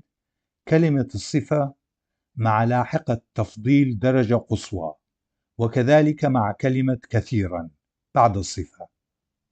فجبزدد شديد البياض جدا. جبسدد جديد جدا. 2. عند إضافة الأداة آنح قبل الصفة إلى التعبير السابق أعلى نحصل على مفاضلة أعلى درجة عالية من المقارنة. آنح فجبزدد أكثرهم بياضا ويتميز. آنح جبسدد أكثرهم حداثة. طريقة كتابة الصفات: صفات هج. 1. عندما تكون كلمة الصفة قصيرة مقطع واحد فإنها تدمج مع الموصوف ضمن كلمة واحدة. الموصوف الصفة الكلمة المركبة. ون بيت ز ونز بيت قديم. ون بيت ج وناج بيت جديد. رجل ز إز رجل عجوز. بلا أفعى شو بلا شو أفعى كبيرة. ن عين شو ناشخة عين زرقاء. 2. عندما ينتهي الموصوف بالحرف الصوتي فإنه يختزل عندما تأتي بعده الصفة الحقيقية. الاسم الصفة طريقة الصياغة: صج قماش كلج. صج كلج قماش أحمر. صج قماش دو. صج دو قماش جيد. صج قماش بت. صج بت قماش متين. شم بقرة. فج شم فج بقرة بيضاء. 3. عندما ينتهي الموصوف بالحرف الصوتي يبقى بدون حذف. الاسم الصفة طريقة الصياغة: جابسة حبل. جحر جبسة جحر الحبل الطويل. جالة ولد. آسر جلا آسر الولد الهادئ. بانا شوكة. آي بانا آير الشوكة السيئة. وانا ثقب. تسك وانا تسكر الثقب الصغير. 4. عند استخدام أكثر من صفة حقيقية تأتي كلها بعد الموصوف. وكذلك فإن علامات تصريف الحالة الاسمية وأداة الجمع تظهر على آخر صفة: الاسم، الصفة الأولى، الصفة الثانية، طريقة الصياغة. مز غاب، شوانطة أزرق، داخ جميل. مز شوانطة داخر، داخم، داخمشة، داخو، الغابة الخضراء الجميلة. صنة خروف، فج أبيض، تسق صغير. صنة فج سكور، تسقم، تسقمشة، تسقو، الخروف الأبيض الصغير. تحبة ورقة، شوانطة أزرق، غوغة يابس.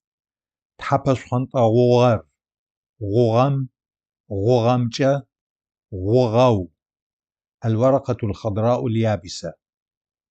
جالة ولد، شان نشيط، تسق صغير. جالة شان سكر، تسقم، تسقمشة، تسقو، الولد النشيط الصغير. 5. الصفات غير الحقيقية، وكذلك الصفة المادة المصنوع منها الموصوف تأتي قبل الموصوف. 1. الصفات غير الحقيقية: تظهر أدوات التصريف والجمع على الموصوف. لاحظ أن اللاحقة ر تتصل فقط مع أول شبه صفة في الجملة، لا تخلط بين اللاحقة ر التي مع أول شبه صفة وأداة الحالة الاسمية ر المتصلة بالموصوف. في حالة صفة واحدة: الصفة الأولى الاسم، طريقة الصياغة.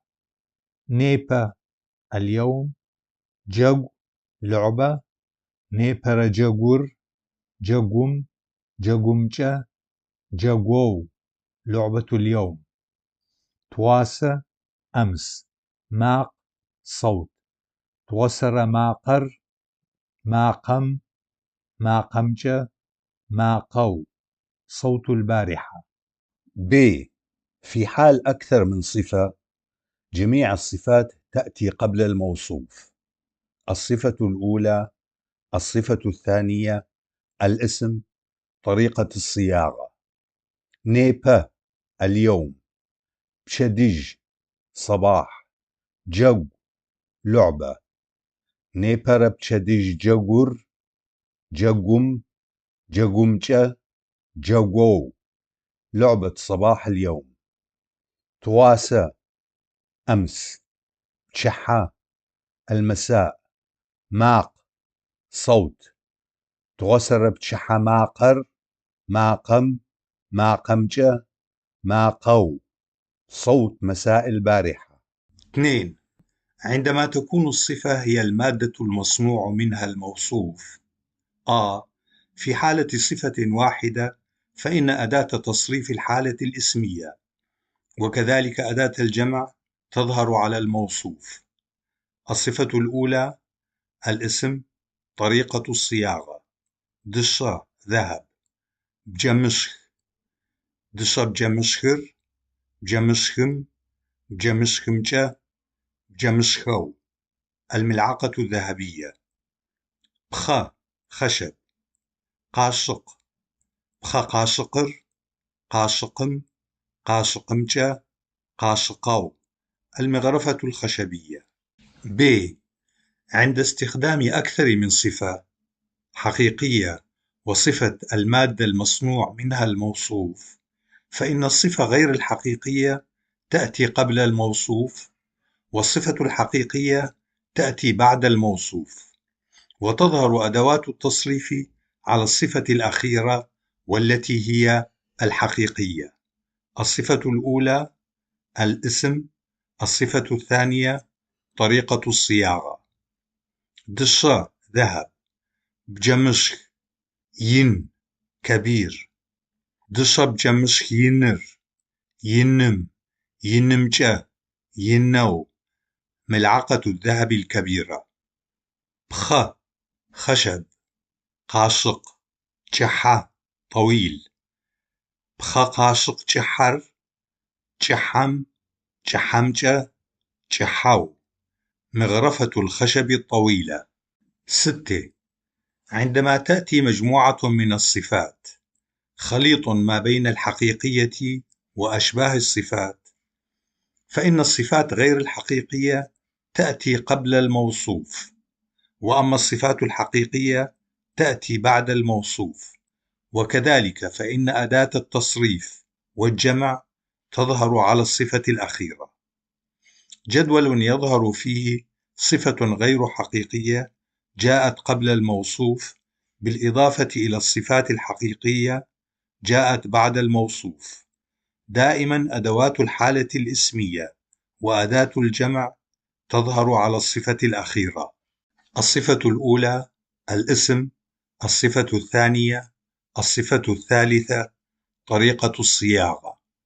نيبا اليوم، تخل، أر سميك، ين كبير. نيبرة تخل أر ينر، ينم، ينمجة، ينو. كتاب اليوم السميك الكبير. تواس أمس.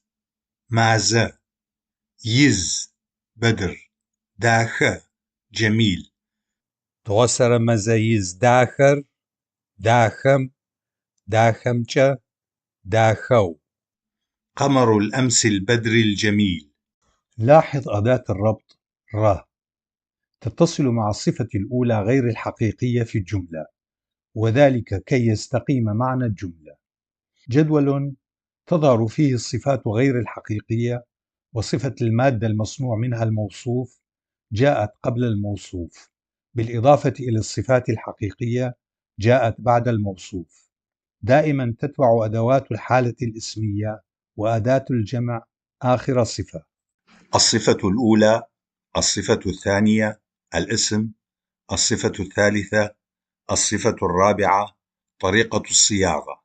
نيبا اليوم، بخا خشب، تشا باب، ين كبير، داخة جميل.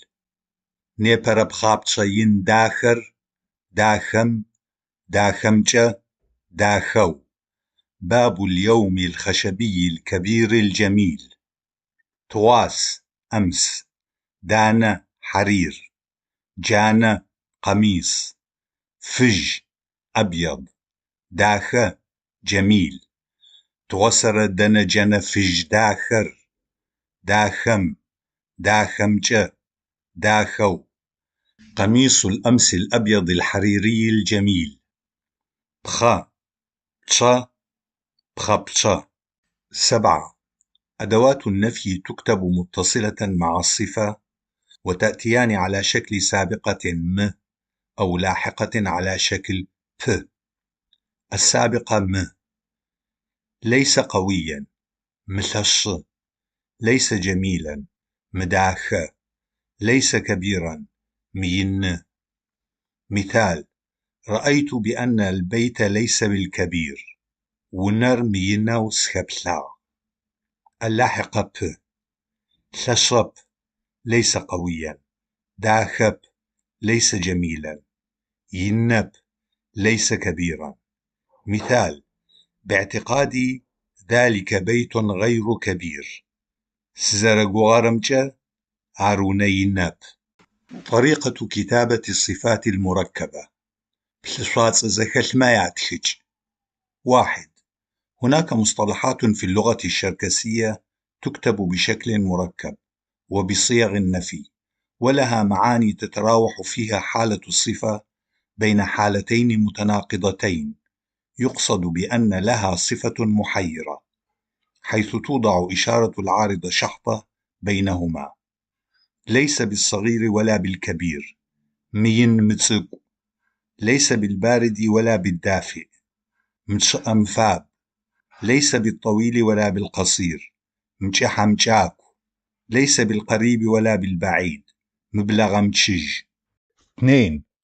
مصطلح يتألف من كلمتين بينهما العارضة شحطة. الكلمة الأولى لها معنى، والأخرى ليس لها معنى معين وإنما متوافقة معها في الإيقاع. له صفة الرقة رقيق. وجلاج له صفة الصغر تسقصب. 3. يتألف من كلمتين بينهما العارضة شحطة ولهما معنى ومتناغمتان. عاري اليد والقدم له صفة العري. أبتسلابت قليل ذات اليد. أمجلماج. 4. كلمة نصف نقوة تكتب متصلة مع الصفات ونحصل على معنى غير مكتمل. نصف ساخن نقبل. نصف احتراق نقست. نصف تجريف نقطخ. نصف مأكول نقش. نصف ناضج نقخ. نصف كتابة نقتش. نصف محصود نقخ. نصف مغلي نقاج. الأعداد بشغات سكر. العدد هو الذي يدل على كمية الأشياء المعدودة ويقال له العدد الأصلي. قزب شرب شغات. والسؤال الذي يوضع له هو كم تحبشا أو كم يبلغ سدفديزا. أمثلة: ز ط ش خ ش بشقطف شنقا. شيط وجر الشرا شر شجر الزرا. تخليش ملشيش تشيطوج ونغوشيش. وإذا ما دل على ترتيب الأشياء يقال له العدد الترتيبي. زجلك وجب شغاتسا. والسؤال الذي يصاغ له يا تحبشنرا. أمثلة على ذلك: الطابق الخامس يا تفنرقات. الثالث يا شنرا. الولد الخامس عشر يا بشقت فنرجال. البيت الماء يا شنرون. وإذا ما دل على التكرار عدد المرات يقال له غججن شغات سكر. تف تفا. خ خ. بش بشأ.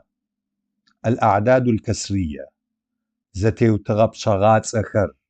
أقسام الأعداد شغات سكر زرق والشغخر. 1. العدد الأصلي ويقسم إلى 3 أقسام. قزب شرب شغات سر. 1. الأعداد العادية المفردة شغات سق زرق وخر. كلمات لها جذر واحد. أمثلة: ز 1 ط 2 بش 10 ش 100 مين 1000. 2. الأعداد المدمجة شغات زخلخر وتتألف من جذرين مرتبطين بلاحقة وسطية نوعين من اللواحق. وسميت بهذا الاسم لأن العددين وبينهما اللاحقة الوسطية تدمج في كلمة واحدة. باستخدام اللاحقة ك وتربط بين الكلمتين العددين. وتتألف هذه الأعداد من الرقم 11 وحتى 19. بش قبحة ك قبحة تف بش قتف 15. بش قبحة ك قبحة ط بش قط 12. باستخدام اللاحقة ر وتعطي كلمات ذات دلالة مزدوجة، مثلا 2 2 3 3 وهكذا. ز قبحر قبحز زرز. ط قبحر قبحط طرط. خ قبحر قبحخ خرخ. 3.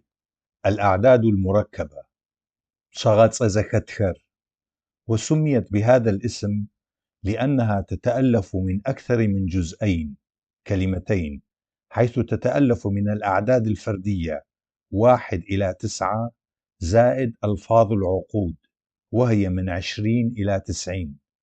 وتكون الأعداد الفردية معطوفة على ألفاظ العقود. لاحظ أن واو العطف ر تتصل كلاحقة بكل من الكلمات الأعداد الداخلة في تركيب الرقم. أمثلة: طوشيشرت فرا 65، شجرة بلرا 34، طوشرة يرا 28، شطرة شجرة زرا 231، مين رش بغرة طوشي بلرا زرا 1981.